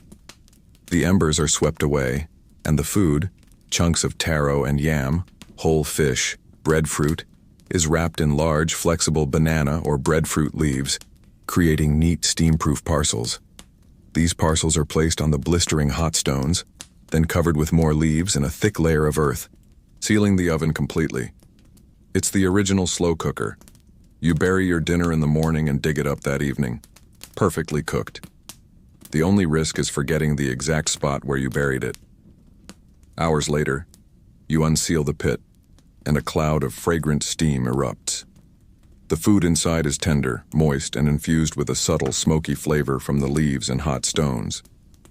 While the garden provides the carbohydrates, the ocean provides the protein. The lagoon in front of your village is your refrigerator, your pantry, and your playground. At low tide, the women and children fan out across the exposed reef flats, their woven baskets slowly filling with the bounty of the shallows. They collect clams, sea snails, and crabs scuttling between the rocks. They pry open oysters and deftly flip over rocks to find a hiding octopus. It's a reliable daily harvest. The men venture further out. Some stand in the shallows, poised with long, multi-pronged spears, striking at lightning speed to impale a passing parrotfish or snapper. Others take smaller canoes into the deeper water of the lagoon or beyond the reef, trolling shimmering lures made of polished mother-of-pearl to attract the big, open ocean predators like tuna and barracuda. The forest behind your village offers yet another menu. You learn cautiously which of the native nuts and fruits are edible. This sometimes involves a bit of risky trial and error. Discovering a delicious new berry is a triumph. Discovering one that makes your tongue go numb is a lesson you only need to learn once. The birds on this island, having never seen a human before, are tragically unafraid, and large, slow-moving pigeons and rails are easily hunted, providing a welcome change from a diet of fish. What about the pigs and chickens you so carefully transported on the canoe? These animals are not for everyday eating. They are far too valuable. They are your savings account, your symbols of wealth and prestige, to be consumed only on the most important occasions. You might look at your pig, rooting happily near your house, and think, you are a sign of my high social standing, but you would also be incredibly delicious. This is the Lapita dilemma. A pig is only roasted in the earth oven for a great feast, to celebrate a marriage, to honor the gods, or to mark the launching of a new, great canoe. The diet is rich and varied, but archaeologists and paleo-ethnobotanists still debate the balance of the early Lapita menu. Were you primarily farmers who fished and foraged to supplement your crops? Or were you expert maritime foragers who just did a bit of gardening on the side? The answer likely changes with every island, a testament to your incredible adaptability. As a quirky aside, on some islands that were perhaps less abundant, your people might have even practiced geophagy, the eating of specific types of clay, perhaps to gain essential minerals or to absorb toxins from certain wild plants. It's a reminder that survival required using every single resource the new land offered. As evening falls, the whole village gathers. The earth oven is opened, and the scent of roasted taro and steamed fish fills the air. You eat together, sharing the food from large, beautifully decorated ceramic bowls. You have done more than just build a shelter. You have created a home filled with the sounds of your language and the satisfying flavors of your new life. The communal feast is over, and the village is settling into the soft, warm, tropical night. You are cleaning the large ceramic bowls used for the meal. As you trace your fingers over the fired clay, you move past the familiar geometric lines and arcs, and you stop on one of the faces. The stylized eyes, the strong line of the nose, the intricate halo of patterns that frame it. You've seen these faces your whole life on the pots your mother and grandmother used. But now, here in this new lonely world, the question feels more urgent than ever. Who are you? These faces are the great enigma of Lapita art. They are not portraits. They are highly symbolic, a standardized set of features that are more icon than individual, and their presence on everyday objects, bowls for food, jars for water, suggests they were deeply woven into the fabric of your life and beliefs. The most widely accepted theory is that these are the faces of your ancestors. In your worldview, ancestors are not gone. They are powerful spiritual guardians who watch over their descendants, ensure the fertility of your gardens, and offer protection from the dangers of the world. Placing an ancestor's image on a pot is not just a decoration, it's an invitation. It makes the pot a sacred vessel, and eating from it becomes an act of communion, a way of having the ancestors present at your meal, sharing in your community's life and giving their silent blessing. It's like having a portrait of your great-grandmother watching over a family dinner, except she's right there on the serving dish. This veneration of ancestors is the key to understanding your social structure. Your society is not one of equals. It is a ranked society, or a chiefdom, organized by the principle of lineage. Your status, your right to own land, and your authority over others is determined by your genealogy. The chief who led your voyage is the chief because he can trace his line back, unbroken, to a great and powerful founding ancestor. Others have less direct or junior lines of descent. In a world with no written records, this family tree is a carefully guarded oral tradition, recited in chants and stories. But the faces on the pots? They might be the physical record. Having a pot with the face of a prestigious founding ancestor is the Lapita equivalent of having a European coat of arms. It's a public declaration of your identity and your right to be in charge. These pots, then, become central to the most important rituals of your life. When a child is born, they are perhaps fed their first solid food from a bowl bearing the face of the ancestor they are named for, creating a direct link between the new life and the ancient lineage. When two people marry, the feast might involve the ceremonial mixing of food in pots from both families, symbolizing the joining of two lines of descent under the watchful eyes of their shared spiritual guardians. As you look closer at the face on the pot in your hands, you notice the strange details. The patterns that swirl around the face are almost certainly representations of tattoos. The art of tattoo, of marking the skin with the story of your genealogy and achievements, would become a cornerstone of the cultures of your descendants. These pots may be the earliest evidence we have of this sacred practice, the ceramic skin mirroring the human skin. You also see a quirky, specific detail that fascinates archaeologists to this day. A single stamped circle or dot where the mouth would be, sometimes called the one-tooth motif. What could it mean? Is it a symbol of a particular ancestor? Does it represent the power of spoken spells or chants? Or is it simply an artistic convention whose meaning is now lost forever? It is a tiny mystery that hints at a whole world of symbolism we can no longer enter. While it seems clear these faces are sacred, scholars still debate how these specific pots were used. Were they everyday items, a way of making the sacred a constant, mundane presence in your life? Or were they highly restricted ceremonial objects, brought out only for special rituals performed by a priest or chief, and perhaps ritually broken and buried afterwards? The answer is likely complex. But what is certain is that these faces give us our most intimate glimpse into the Lapita soul. They show a people deeply concerned with family, with history, and with the invisible threads that connect the living to the dead. Your small, isolated village is not alone on this island, because as long as you have these pots, your ancestors have sailed with you. Your village is thriving, the gardens are productive, the stilt houses are sturdy, and the rhythms of life have become comfortably familiar. But your world is much larger than the shoreline of this single island.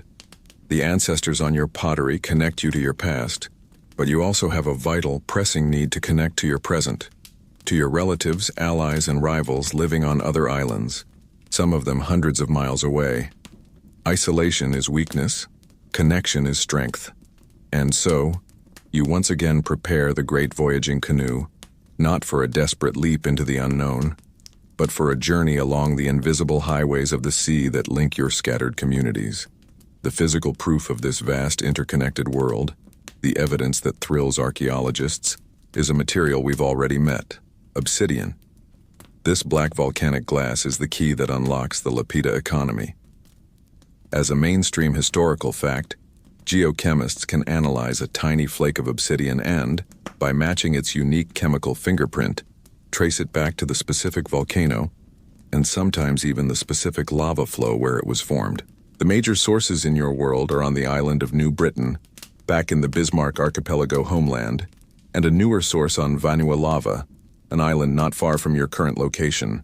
When archaeologists find a piece of New Britain obsidian in a village site here in Vanuatu, or even further east in Fiji, it is undeniable proof of long-distance travel and exchange.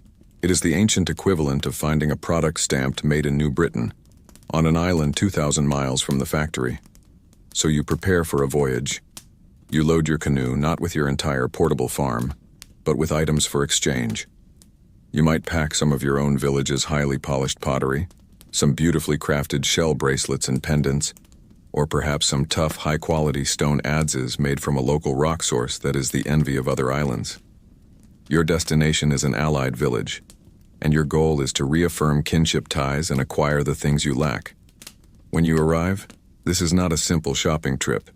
You don't just pull up to the beach and barter for obsidian.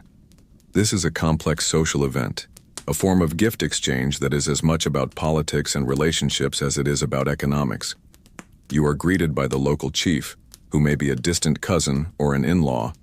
You present your gifts. A great feast is held. Stories and information are exchanged. News of births and deaths, the success of the harvest on different islands, political gossip. Only after these social bonds have been reaffirmed does the exchange of core goods take place. The chief makes a formal gift to you of a basket of obsidian cores, and perhaps a breeding pig to strengthen the bloodline of your own herd. In return, you have given him your own valuable gifts. No one is buying or selling. You are strengthening an alliance. It's like a very complicated family reunion, where the ultimate goal is to go home with a new supply of razor-sharp volcanic glass. Anthropologists still debate the primary driver of this system. Was it a trade network, driven by the economic need for a vital raw material? Or was it a kinship network, driven by the social need to maintain alliances and arrange marriages? The truth is that the two were inseparable. The movement of the goods was the physical manifestation of the social ties. Some of the items exchanged, like a specific type of shell armband, may have held no practical value at all. Like the famous Kula ring of Melanesia recorded in more modern times, their value was in their history. Who had owned them before? Possessing an adze that you know was once held by a legendary chief on an island 1,000 miles away gives you immense prestige, or mana.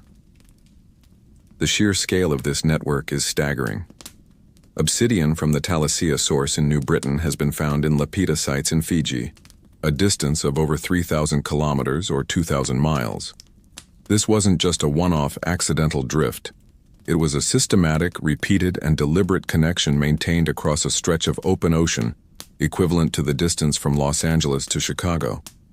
It required voyages every bit as long and dangerous as the first voyages of colonization, undertaken simply to maintain the fabric of your society. Some people will go to great lengths for a family get-together, but this is a whole new level of commitment. You watch as a canoe from another island, a friendly sail on the horizon, makes its way into your lagoon. It brings news, it brings new faces, and it brings a small bundle of dark, glassy stone. Your small village is not an isolated outpost. It is a port of call, a node in a web of connections that stretches across the sea. You are a citizen of a maritime continent, a world without land borders, defined only by the reach of your canoes and the strength of your kinship. This interconnected world is what gives you the strength and confidence to look once again to the east. The exchange network is the lifeblood of your society, a web of canoes that stitches your scattered islands into a single, cohesive world. But the spirit that drove your ancestors from the shores of the Bismarck archipelago has not faded. It still whispers on the trade winds, a constant lure to the east. From the highest peaks of your island home in Vanuatu, on the clearest of days, you can sometimes see it, a faint, impossibly distant smudge on the horizon, a new frontier, a place your navigators call Fiji. The decision is made. A new voyage of colonization is planned. This is not a journey into a complete void. You know something is there. But the distance is immense, over 500 miles of open ocean, another formidable leap. Once again, the great canoe is prepared. The portable farm is loaded, and the families who have been chosen for this venture say their farewells.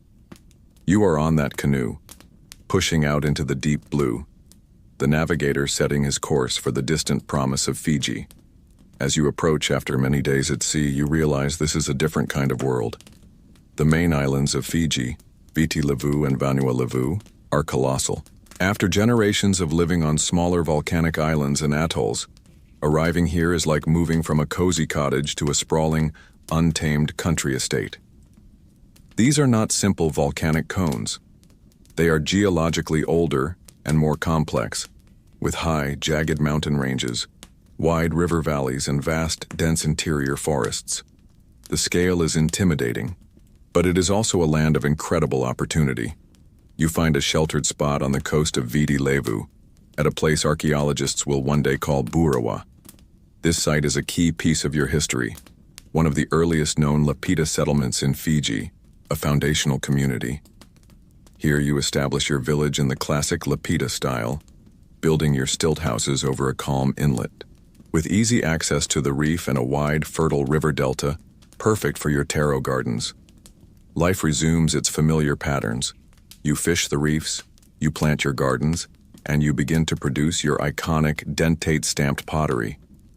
But Fiji challenges you and changes you. The sheer size of the islands offers new resources, different types of stone for tools, mighty trees for bigger canoes, and vast tracts of land for an expanding population. You encounter a wildlife that is utterly unique, like the spectacular 3-foot-long Fijian giant iguana, a creature of mythic proportions that stares down at you from the trees. This new environment demands new adaptations and, it seems, a new mindset. For the first time in your people's long migration, a new type of settlement begins to appear in the archaeological record. Alongside the coastal villages, some Lapita groups in Fiji begin building settlements inland, on hilltops, often surrounded by defensive ditches and earthen ramparts. This is a startling innovation. It seems even in this vast empty paradise the need for security has arisen. This appearance of fortified sites sparks a major debate for future scholars. Does this signal the beginning of organized warfare between Lapita groups, perhaps driven by a rising population competing for the best land? Or were these forts for purely ceremonial purposes, or defenses against something else entirely? Whatever the reason, it's a hint that your society is growing more complex, and perhaps more contentious. It seems that even when you have a whole new country to yourself, you still might feel the need to build a fence. Fiji becomes one of the great centers of the Lapita world. Your population flourishes, and for a few centuries this is the easternmost frontier of your culture. The classic, intricate style of your dentate-stamped pottery reaches its zenith here. But Fiji is also a place of transition. It is a crossroads. The geological boundary known as the Andesite Line runs right through this part of the Pacific, and east of here, the volcanic rock types change. The world changes. And as you stand on an eastern beach in Fiji, looking out at the sea, you are poised on the edge of the final step in the Lapita journey. The next island groups out there, Tonga and Samoa, will be the last places your people settle for a very long time. They will become the crucible where the Lapita culture transforms into something new, something that will one day be called Polynesian. You are standing on a beach in eastern Fiji, the great mountainous island at your back. For generations, this has been the edge of your world, a vibrant and sometimes violent frontier. But the horizon still calls. The navigators speak of a new chain of islands further east, a different kind of land. And so the cycle begins anew. The canoes are prepared, the families are chosen, and you set out on what will be the final great leap of the Lapita expansion. You are sailing for Tonga and Samoa. The journey takes you across another formidable stretch of open water. When you arrive, you find a world that is subtly, yet profoundly, different. The Tongan archipelago is not a collection of high, jagged volcanoes like Fiji. It is a scatter of lower, flatter islands, some formed from ancient uplifted coral limestone, others classic sandy atolls. The resources are different here. There are fewer rivers, and finding high-quality volcanic stone for your adzes is a constant challenge. It's the ancient equivalent of moving to a beautiful new town, but discovering there isn't a single decent hardware store. Slightly later, as your people continue to explore, you will settle the islands of Samoa, which are higher and more volcanic, a familiar echo of the landscapes you left behind. This last push, happening around 900 BCE, is the culmination of one of the most remarkable migrations in human history. In the space of just 15 to 20 generations, a mere 400 years or so, your people have sailed from the Bismarck archipelago across more than 3,000 miles of the world's largest ocean to settle this string of islands. This rapid, far-flung expansion is a stunning historical fact, a testament to your maritime skill and your relentless eastward drive. You have reached the end of the line. For now, you have arrived in the cradle, the sacred heartland of a new culture. It is here, in this triangle of islands, Tonga, Samoa, and the smaller islands of Futuna and Uvea, that your Lapita identity will slowly, over the course of 1,000 years, transform into something new. You, as you step ashore onto a Tongan beach, are a proto-Polynesian. The great seafaring cultures of Tahiti, Hawaii, Rapa Nui, and Aotearoa all trace their ancestry, their language, and their foundational myths directly back to this place, and to you. You are standing at the wellspring, but as you settle into this new home, your culture begins to change in mysterious ways. The most dramatic shift is in your pottery. For centuries, the defining feature of your identity has been the intricate, dentate stamped designs, the faces of your ancestors fired into clay. Here, at the farthest edge of your world, the designs begin to simplify. They become less precise, less complex. Within a few generations, the decorations disappear almost entirely, replaced by plain, undecorated pots. It's like your entire culture suddenly embraced minimalism after centuries of Baroque design. Eventually, on many islands, the art of making pottery itself will be forgotten. This simplification is one of the great puzzles of Pacific archaeology. Why did you abandon your most distinctive art form? Was it a lack of suitable clay? Did your cooking methods change, making pottery less essential? Or does it represent a profound cultural shift? A moment when the stories and genealogies you once stamped onto clay were transferred to other media, to the intricate patterns of tattoos on human skin, to the carvings on wooden god images and war clubs, or to the geometric designs painted on bark cloth. We may never know for sure. Here in this new homeland, the seeds of new social structures are planted. The geography of the Tongan Islands, a relatively compact cluster, seems to have encouraged a level of political consolidation you hadn't seen before. It is here that the foundations for the great Polynesian maritime chiefdoms are laid, culminating centuries later in the powerful Tui Tonga Empire. The ambition to organize society on such a grand scale begins in your small founding villages. Perhaps centuries in the future, your descendants will build monuments like the Great Ha'amonga, a Maui stone trilithon, a testament to the power of the chiefs whose lineage began with you. You have crossed a third of the planet. You have found the last, loneliest, habitable islands. You unpack your tools and your plants. A deep collective breath is taken. The great migration is over. You are home. And here, at the edge of the world, you will stay for a very, very long time, an entire millennium, before your descendants once again turn their gaze to the empty eastern horizon. You are settled. Here in the Tongan and Samoan archipelagos, the frantic centuries-long migration has finally come to an end. Your people have crossed an ocean, conquered the horizon, and found a home at the very edge of the world. And then, you stop. You don't just pause for a generation or two to build up your strength. You stop for 1,000 years. After a 400-year non-stop road trip across the Pacific, your people have found a good parking spot and decided to stay for the longest layover in human history. This is the long pause, one of the most profound and fascinating mysteries of oceanic prehistory. Why, after demonstrating an unstoppable capability to cross vast water gaps, did your expansion halt so completely on this invisible line? 1,000 years is an immense stretch of time. It's the difference between the fall of the Roman Empire and the first European universities. During this millennium, your people remained in West Polynesia, and the vast ocean to the east containing thousands of islands, including Tahiti, Hawaii, and New Zealand, remained utterly empty of human life. The question is, what put the brakes on the most successful maritime expansion the world had ever seen? The most powerful and practical explanation lies in the wind and the waves. As you sailed east from Southeast Asia, you were largely aided by favorable winds and currents. But here, on the doorstep of the final frontier, the rules of the game change. East of Tonga and Samoa, you run headfirst into the formidable easterly trade winds. For most of the year, these winds blow relentlessly from the east, directly in your face. Sailing against them in your crab-claw-sailed canoes was like trying to paddle up a waterfall. This is a crucial climatological fact. While your sailing technology was brilliant, it had its limits. Return journeys would be easy, but heading east into the unknown would be a brutal, punishing slog. Successful voyages would have depended on waiting for rare, short-lived westerly wind reversals, perhaps linked to the El Niño climate pattern. The margin for error was suddenly much, much smaller. The ocean itself had built a wall. But the pause was likely more than just a technological problem.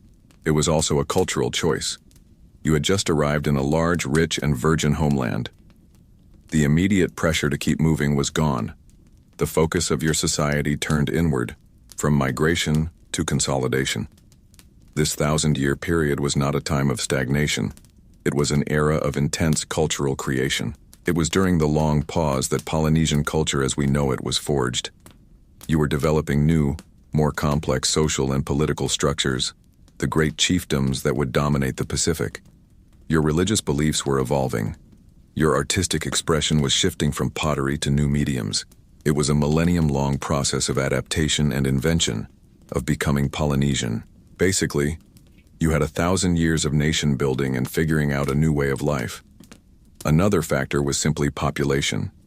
While the islands of Tonga and Samoa are extensive, they were not infinite.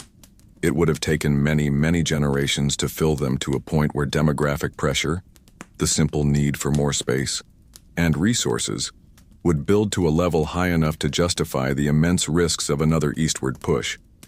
And it's also tragically likely that some attempts were made to go east during this time. Canoes may have set out, filled with brave and hopeful families, taking advantage of a rare westerly wind, only to be caught by the returning trade winds and blown into oblivion, never to be seen again. Such losses would have been a powerful, cautionary tale, a deterrent that could last for generations. So, what is the answer to the mystery? The scholarly debate continues. Was the long pause a technological trap?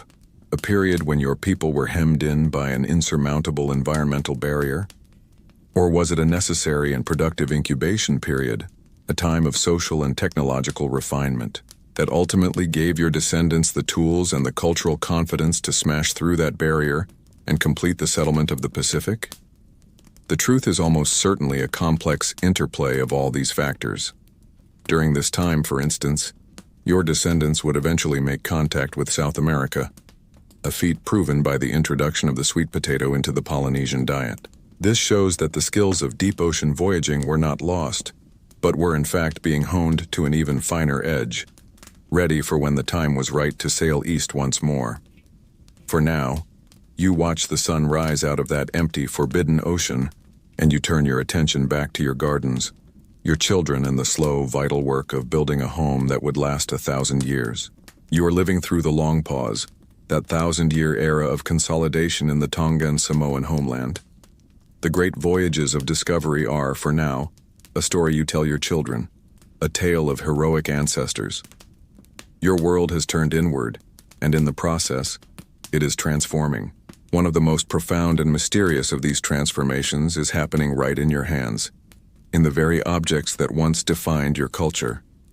The pots are falling silent. For 1,000 years, from the Bismarck Archipelago to Fiji, your identity was fired into clay. The intricate dentate-stamped pottery was your calling card, your art gallery, your history book. The faces of the ancestors stared out from your serving bowls, connecting you to your past and asserting your status in the present. And then, here at the end of the world, you begin to let it go. The change is not sudden, but it is decisive. Soon after you arrive in Tonga, the complex, beautiful stamped designs vanish.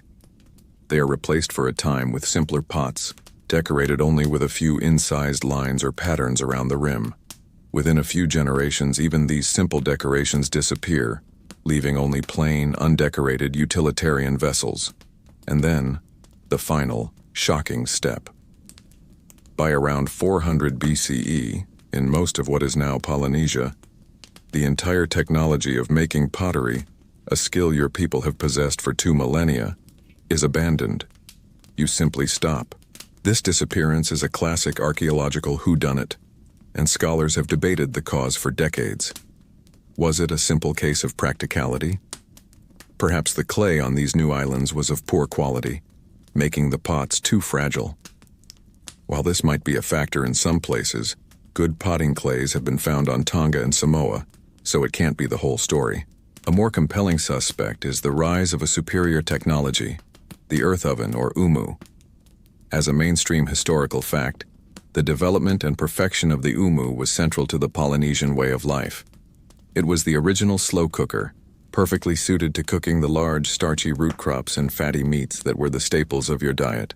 It was so efficient and produced such delicious food that it essentially made the ceramic cooking pot redundant. The earth oven was the great disruptive technology of its day, and it drove the pottery industry into obsolescence. For carrying water, bamboo tubes and sealed gourds worked just as well, and for serving food, you began to craft beautiful, durable bowls from wood. The pot simply lost its job. But there is a deeper, more compelling explanation.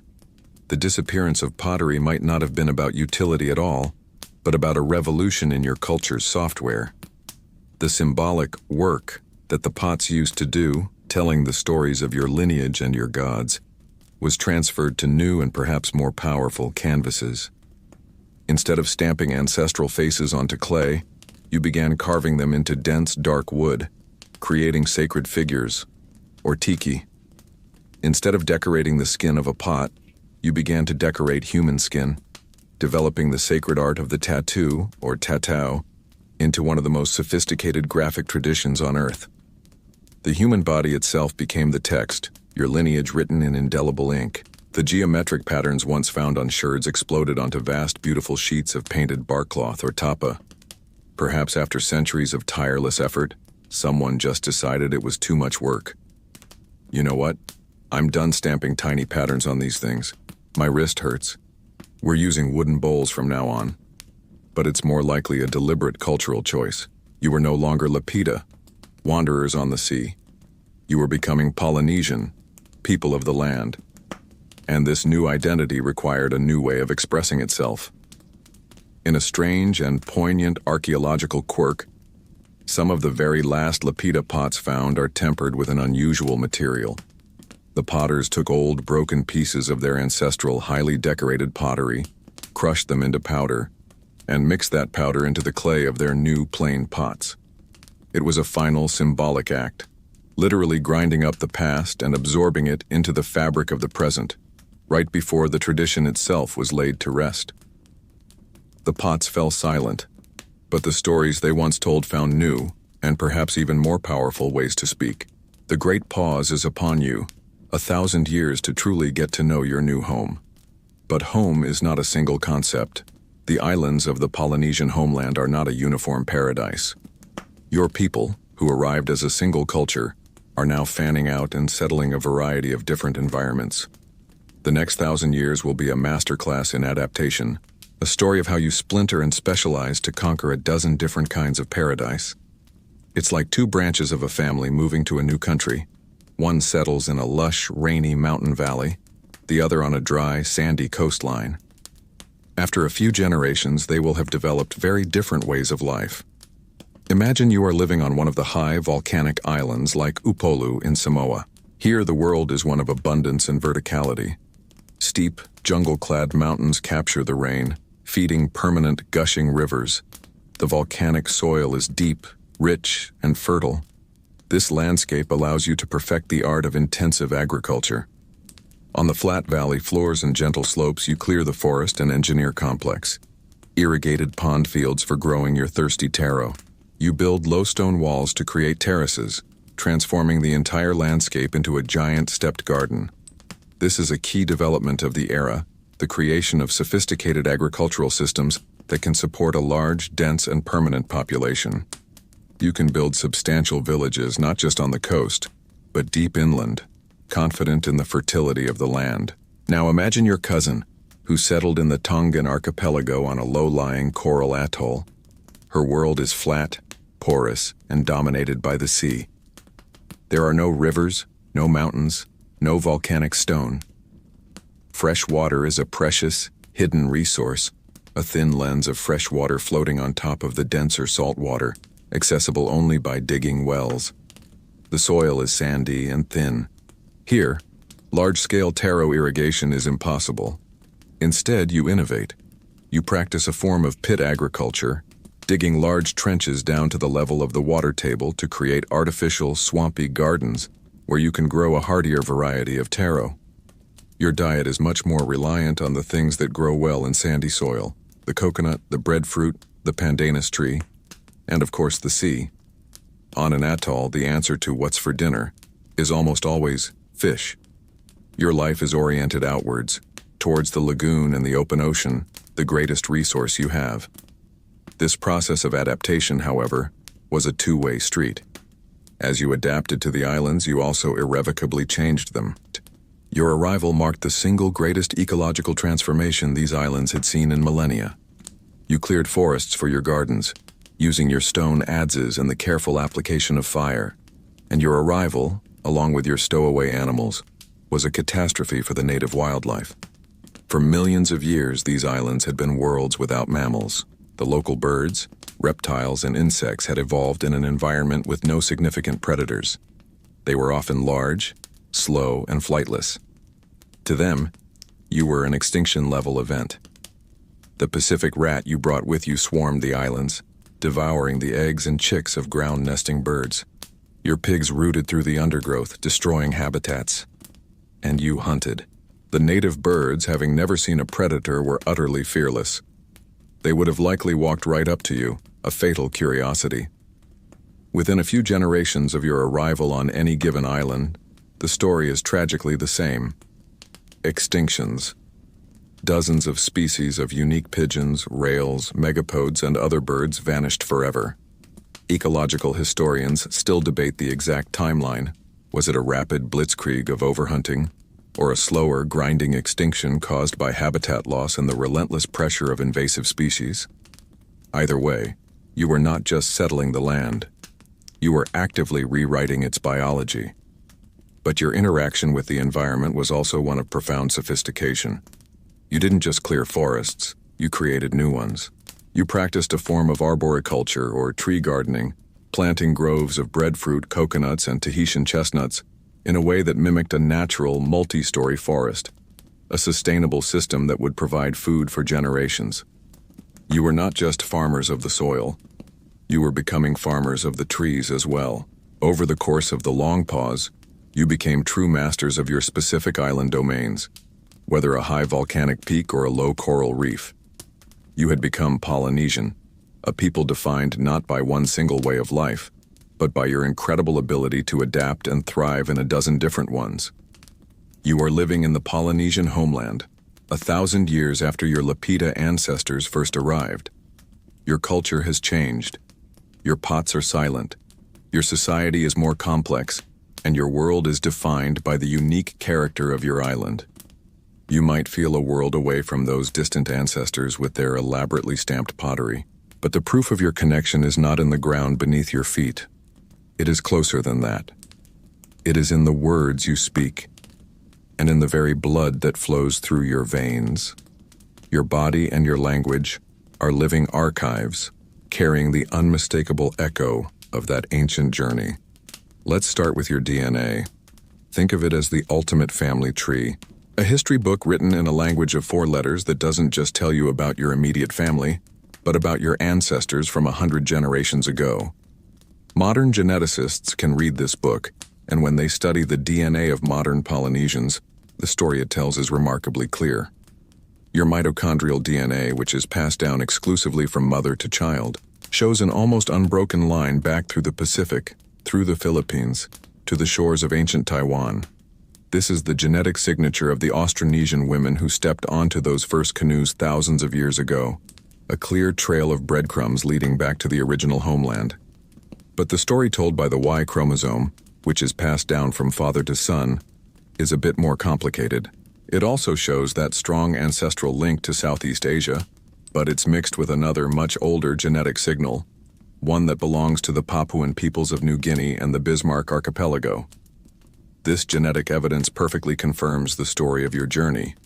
As your Austronesian ancestors moved slowly through near Oceania, the slow boat phase, there was a period of intense interaction and intermarriage with the people who had lived there for 40,000 years. It seems to have been a time of significant cultural and genetic fusion, the great melting pot of the ancient Pacific.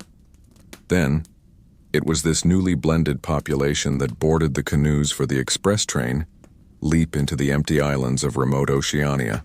A quirky consequence of this colonization by canoe is something called the founder effect.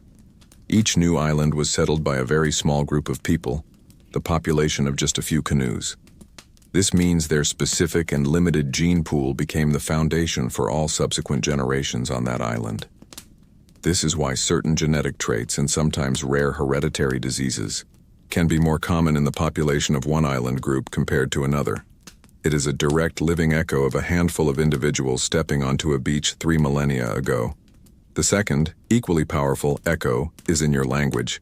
Just as genes mutate and change over time, so do words. By comparing the languages spoken today across the Pacific, historical linguists can work backwards, reconstructing the ancient mother tongues from which they all descend. All the languages of Polynesia, from Hawaiian to Tongan, from Maori to Rapa Nuan, are part of the great Austronesian language family, one of the most widespread on the planet. The shared vocabulary is like a set of linguistic fossils. The word for I in Samoa is mata. In Hawaii, it's maka. In the Maori language of New Zealand, it's mata. And 4,000 miles away in the Philippines, it's also mata. The word for 5 is almost always lima, which is also the word for hand. The name for your sacred canoe is vaka or waka across the entire ocean. It's astounding that these core words have survived, passed down from parent to child, across thousands of miles and thousands of years. It's a thread of sound that connects you directly to your Lapita ancestors. While the genetic evidence is still being refined, geneticists and linguists debate the fine details of this history. Where exactly did the most significant mixing between Austronesian and Papuan peoples happen? Was it a single intense period in the Bismarcks or a long, slow process? But the broad strokes of the story are undeniable. The journey is written in you. You are the living proof. The pots may be broken and buried, but the people and the language are resilient. They are the true legacy of the Lapita. We have traced the echo of your Lapita ancestors in your genes and in your language, the invisible threads that tie you to the past. But to understand what they believed about the greatest mysteries of all, life, death, and what comes after, we have to go back into the earth, to the most sacred and personal spaces they created, their graves. The whispers from these long, silent resting places tell us a story of a people with a complex and deeply spiritual relationship with their dead. For a long time, Lapita burials were rare finds, a few isolated graves here and there. Then, in 2004, archaeologists in Vanuatu, on the island of Efate, stumbled upon a discovery that changed everything. It was a large organized cemetery dating back to around 1000 BCE, the first of its kind ever found. This site, named Teuma, has provided our most intimate and astonishing window into the Lapita spiritual world. Finding a cemetery is a jackpot for archaeologists. It's one of the few times ancient people deliberately gathered important things, and people, in one place. As the archaeologists began to carefully excavate the dozens of burials at Teuma, a strange and fascinating pattern emerged. The vast majority of the skeletons were missing their heads. This wasn't the work of violence or desecration. The evidence points to a careful, deliberate, and deeply respectful ritual. It seems that when a person died, they were buried whole. Then, after a period of time, once the body had decomposed, the grave was reopened, and the skull was carefully removed by a loving relative. Death for you was not an event, but a process. It was a slow transformation from a living person into a revered ancestor. What happened to these curated skulls? They were almost certainly taken to a special place of honor, perhaps a shrine in the village or the chief's house. This practice breathes life into the theory of ancestor veneration we've talked about. The skull was believed to be the seat of a person's spirit, their identity, their power, or mana.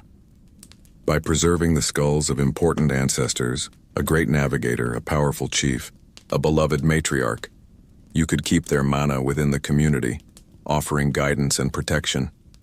The ancestors didn't leave. They just changed form, their skulls becoming sacred objects that bridged the worlds of the living and the dead. It's a form of remembrance that is a little more hands-on than most modern cultures are used to. The rituals could be even more complex. In some graves, the missing skull was replaced with something else, like a large cone shell. In one incredible burial, an elderly man was interred without his head, and laid carefully on his chest were the skulls of 3 other individuals. What does this mean? Was he so important that he was sent to the afterlife accompanied by the spirits of others? Or were these the skulls of his own revered ancestors, being buried with him to guide his spirit? This complex view of the afterlife is reinforced by other finds. One of the most unique artifacts from Tiuma was a broken piece of pottery that had been placed over a grave. On it was a stylized face unlike any other, with round, bird-like eyes, perhaps representing a spirit guide or the flight of the soul itself. The bones of the people of Tiuma tell their own story. They were tall and robust, clearly well fed on the bounty of the island. But their skeletons also show the marks of a hard life, signs of arthritis, healed fractures, and immense muscular strain from a lifetime of paddling canoes and working the land. Of course, these finds also spark new questions and debates. Archaeologists and anthropologists argue over the precise meaning of these rituals. Was the removal of a skull always an act of love for a family member? Or could it sometimes have been a way of capturing the mana of a defeated rival? While the care taken in the Tiuma burials points strongly towards reverence, the full spectrum of their beliefs remains just beyond our grasp. What is clear from the whispers from these graves is that the Lapita were a people who thought deeply about their place in the universe. Their world was populated not just by the living, but by the powerful, watchful spirits of the dead, a community of ancestors who were gone, but never forgotten. For the last 22 sections, we have sailed on Lapita canoes, built their houses, and stood over their graves. But how do we know any of this? Their story is not written in any book, and their oral traditions have been transformed over 3,000 years. The entire epic of the Lapita people has been pieced together by modern-day detectives of the distant past, archaeologists. Their work is a slow, painstaking process of sifting through the dust of millennia to find the faint ghosts of a lost world. The work of an archaeologist is not a treasure hunt. It is a meticulous and often tedious science. It starts with finding a site. Sometimes it's a lucky accident. A farmer's plow turns up a strange piece of patterned pottery, but more often, it is the result of a systematic survey with teams of archaeologists walking for miles across a landscape, their eyes trained on the ground, searching for the slightest clue. Once a promising site is found, the excavation begins. This is not a matter of digging with shovels. It is a process of deconstruction, of carefully peeling back the layers of time. The fundamental principle is stratigraphy, the simple but powerful idea that in an undisturbed site, the deepest layers of earth are the oldest. As you dig down, you are literally traveling back in time. The tools are trowels, brushes, and dental picks. Every handful of dirt is sifted through fine mesh screens to catch the smallest bead, fishbone, or obsidian flake. The most common clues you find are the broken fragments of pottery, the sherds that are the Lapita's signature. But some of the most important evidence is far more subtle. As you scrape away a layer of soil, you might reveal a series of dark circular stains in the lighter-colored subsoil. These are post holes. They are the spectral footprints of a village that vanished thousands of years ago. A wooden post from a house rots away, but the organic matter leaves a permanent stain in the earth. By mapping the pattern of these dark spots, you can reconstruct the blueprint of an entire building you cannot see. Archaeology is the only profession where getting excited about a dark patch of dirt is a perfectly reasonable response. The real goldmine for an archaeologist is often the garbage dump, or midden. We can learn more about a people from their trash than from almost anything else. Sifting through these ancient pits of waste, you find the story of daily life. The bones of fish and birds tell you what was on the menu. The discarded shells tell you what was being gathered on the reef. The broken tools and the flakes left over from making them tell you about their industry. It may not be glamorous, but archaeologists get giddy over a 3,000-year-old pile of fish bones and pottery shards. To better understand the clues, archaeologists sometimes engage in experimental archaeology. They will learn to nap stone, then create a perfect replica of a Lapita stone adze. Then they will spend the next 8 hours trying to chop down a tree with it. This kind of hands-on research provides a profound appreciation for the skill, strength, and time required to build a canoe or a house with a Neolithic toolkit. The work continues long after the digging stops. Back in the lab, radiocarbon dating of charcoal from a cooking fire can pinpoint its age to within a few decades. Chemical analysis of the pottery clay can trace it back to its source volcano hundreds of miles away. Isotopic analysis of the carbon and nitrogen in a human skeleton can reveal whether that person's diet was based more on seafood or on garden crops. And of course, the ancient DNA tells the story of their genetic origins. But even with all this science, the final story is one of interpretation, and this is where the debates begin. One archaeologist might look at the ghostly blueprint of post holes and declare it a chief's grand residence. Another, looking at the same evidence, might argue it was a communal yam storage house. How much can we truly know about the minds and beliefs of a people who left no words behind? Reconstructing the past from these fragments is like trying to understand a feature film from a single torn ticket stub and one broken prop. It is a constant process of argument, revision, and inspired guesswork, slowly bringing the phantom shapes of the past into sharper focus. We have pieced together the fragments, from the ghostly outlines of post holes in the earth to the faint ancient echoes in modern DNA. The story of your journey has taken shape. Now, let's pull the lens back one last time. Let us float up from your small island village and look at this achievement, not just as the story of one people, but as a chapter in the grand saga of human migration.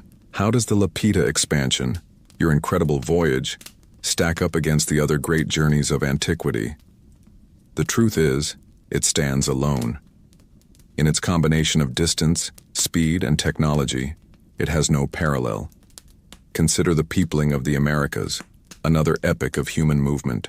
It was a phenomenal feat of endurance as people spread from the top of North America to the tip of South America. But it was a terrestrial migration. You walked. You followed coastlines and river valleys.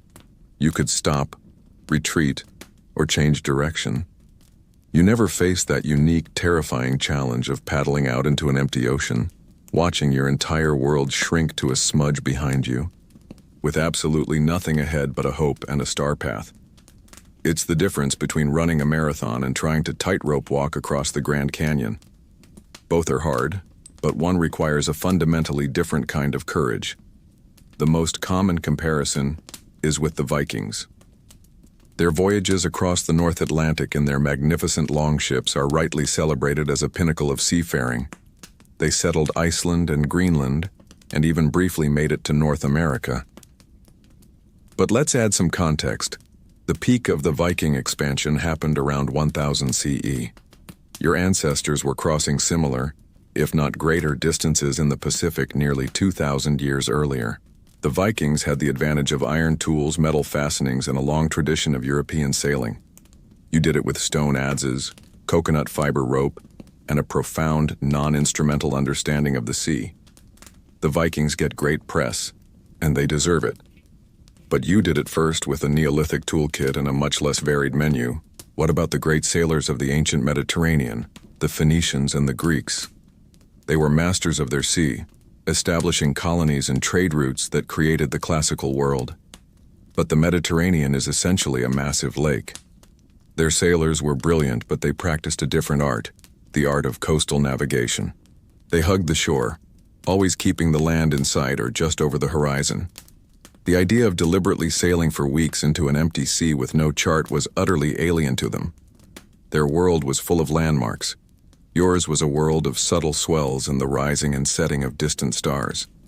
What truly sets your achievement apart is the nature of the voyage itself.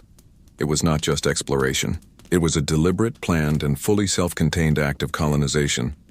The mainstream historical fact that defines your uniqueness is that you carried your world with you. No other migratory people packed their entire agricultural system, their domestic animals, their tools, their language, and their culture into a single fragile, floating vehicle and moved it thousands of miles to replicate it in a new and empty land. You didn't just find a new world, you brought one with you. This leads to a fascinating debate among historians. Is the Lapita expansion a singular, unique event in human history? A feat so specialized and daring that it stands outside the normal patterns? Or is it simply the most extreme and successful example of the fundamental human urge to explore? A universal impulse that was pushed to its absolute limit by the unique geography of the Pacific? There is no easy answer. As a final, quirky testament to the completeness of your transported world, We can look at the smallest passengers. We've mentioned the rats that hitched a ride, but so did smaller creatures.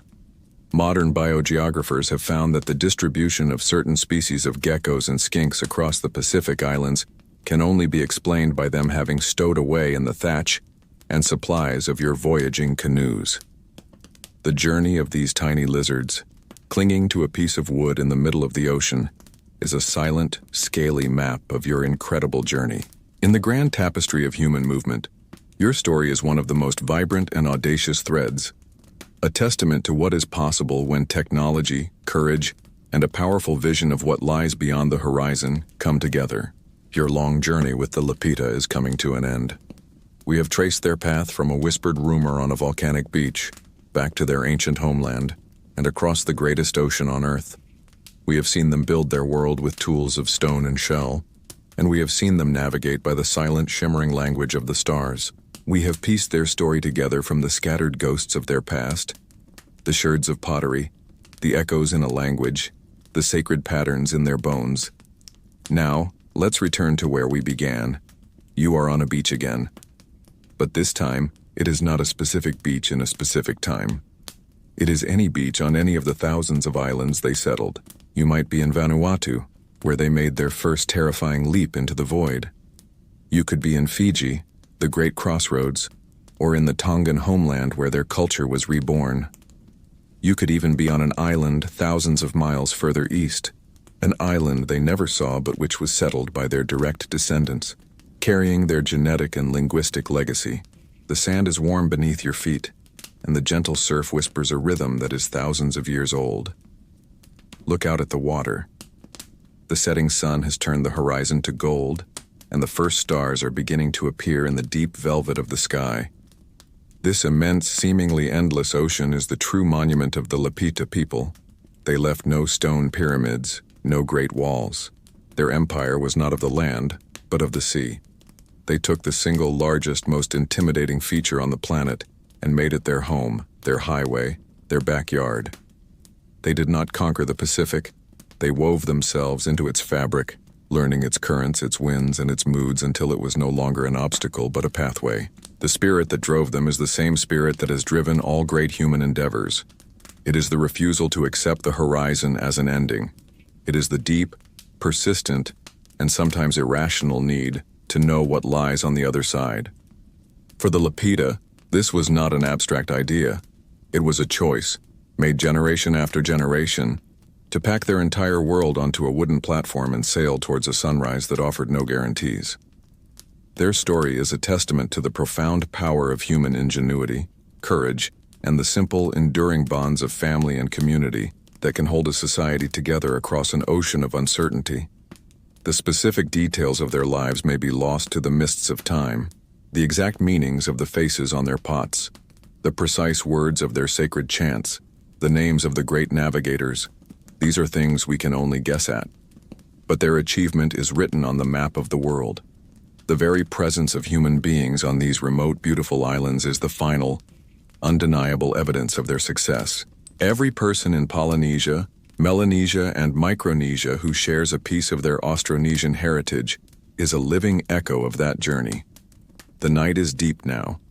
The Milky Way is a brilliant, shimmering river flowing across the sky, the same river of stars that guided their canoes 3,000 years ago. The ocean is calm, a vast expanse of dark, liquid silence. The air is warm and soft. The story of the Lapita is a reminder that our history is vast, and that some of its greatest chapters were written by people who left no words, only their footprints on 1,000 distant shores, and their indelible legacy on the human spirit.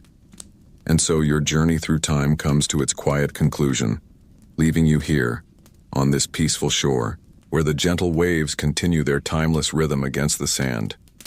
You can feel the weight of your eyelids, a soft and pleasant heaviness that invites you to let go of the day.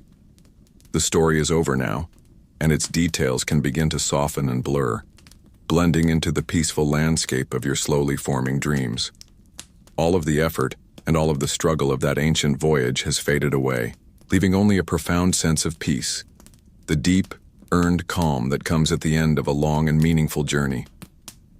Just allow the soft sound of the background hum to gently guide you deeper now into a comfortable and restorative sleep. The vast, starry ocean of your own subconscious is waiting to welcome you, a place of quiet and safe repose. Let your breathing be slow and steady as you drift peacefully now, drifting into a deep and untroubled rest. The night is quiet, the world is calm, and it is time for you to sleep, to sleep, to sleep.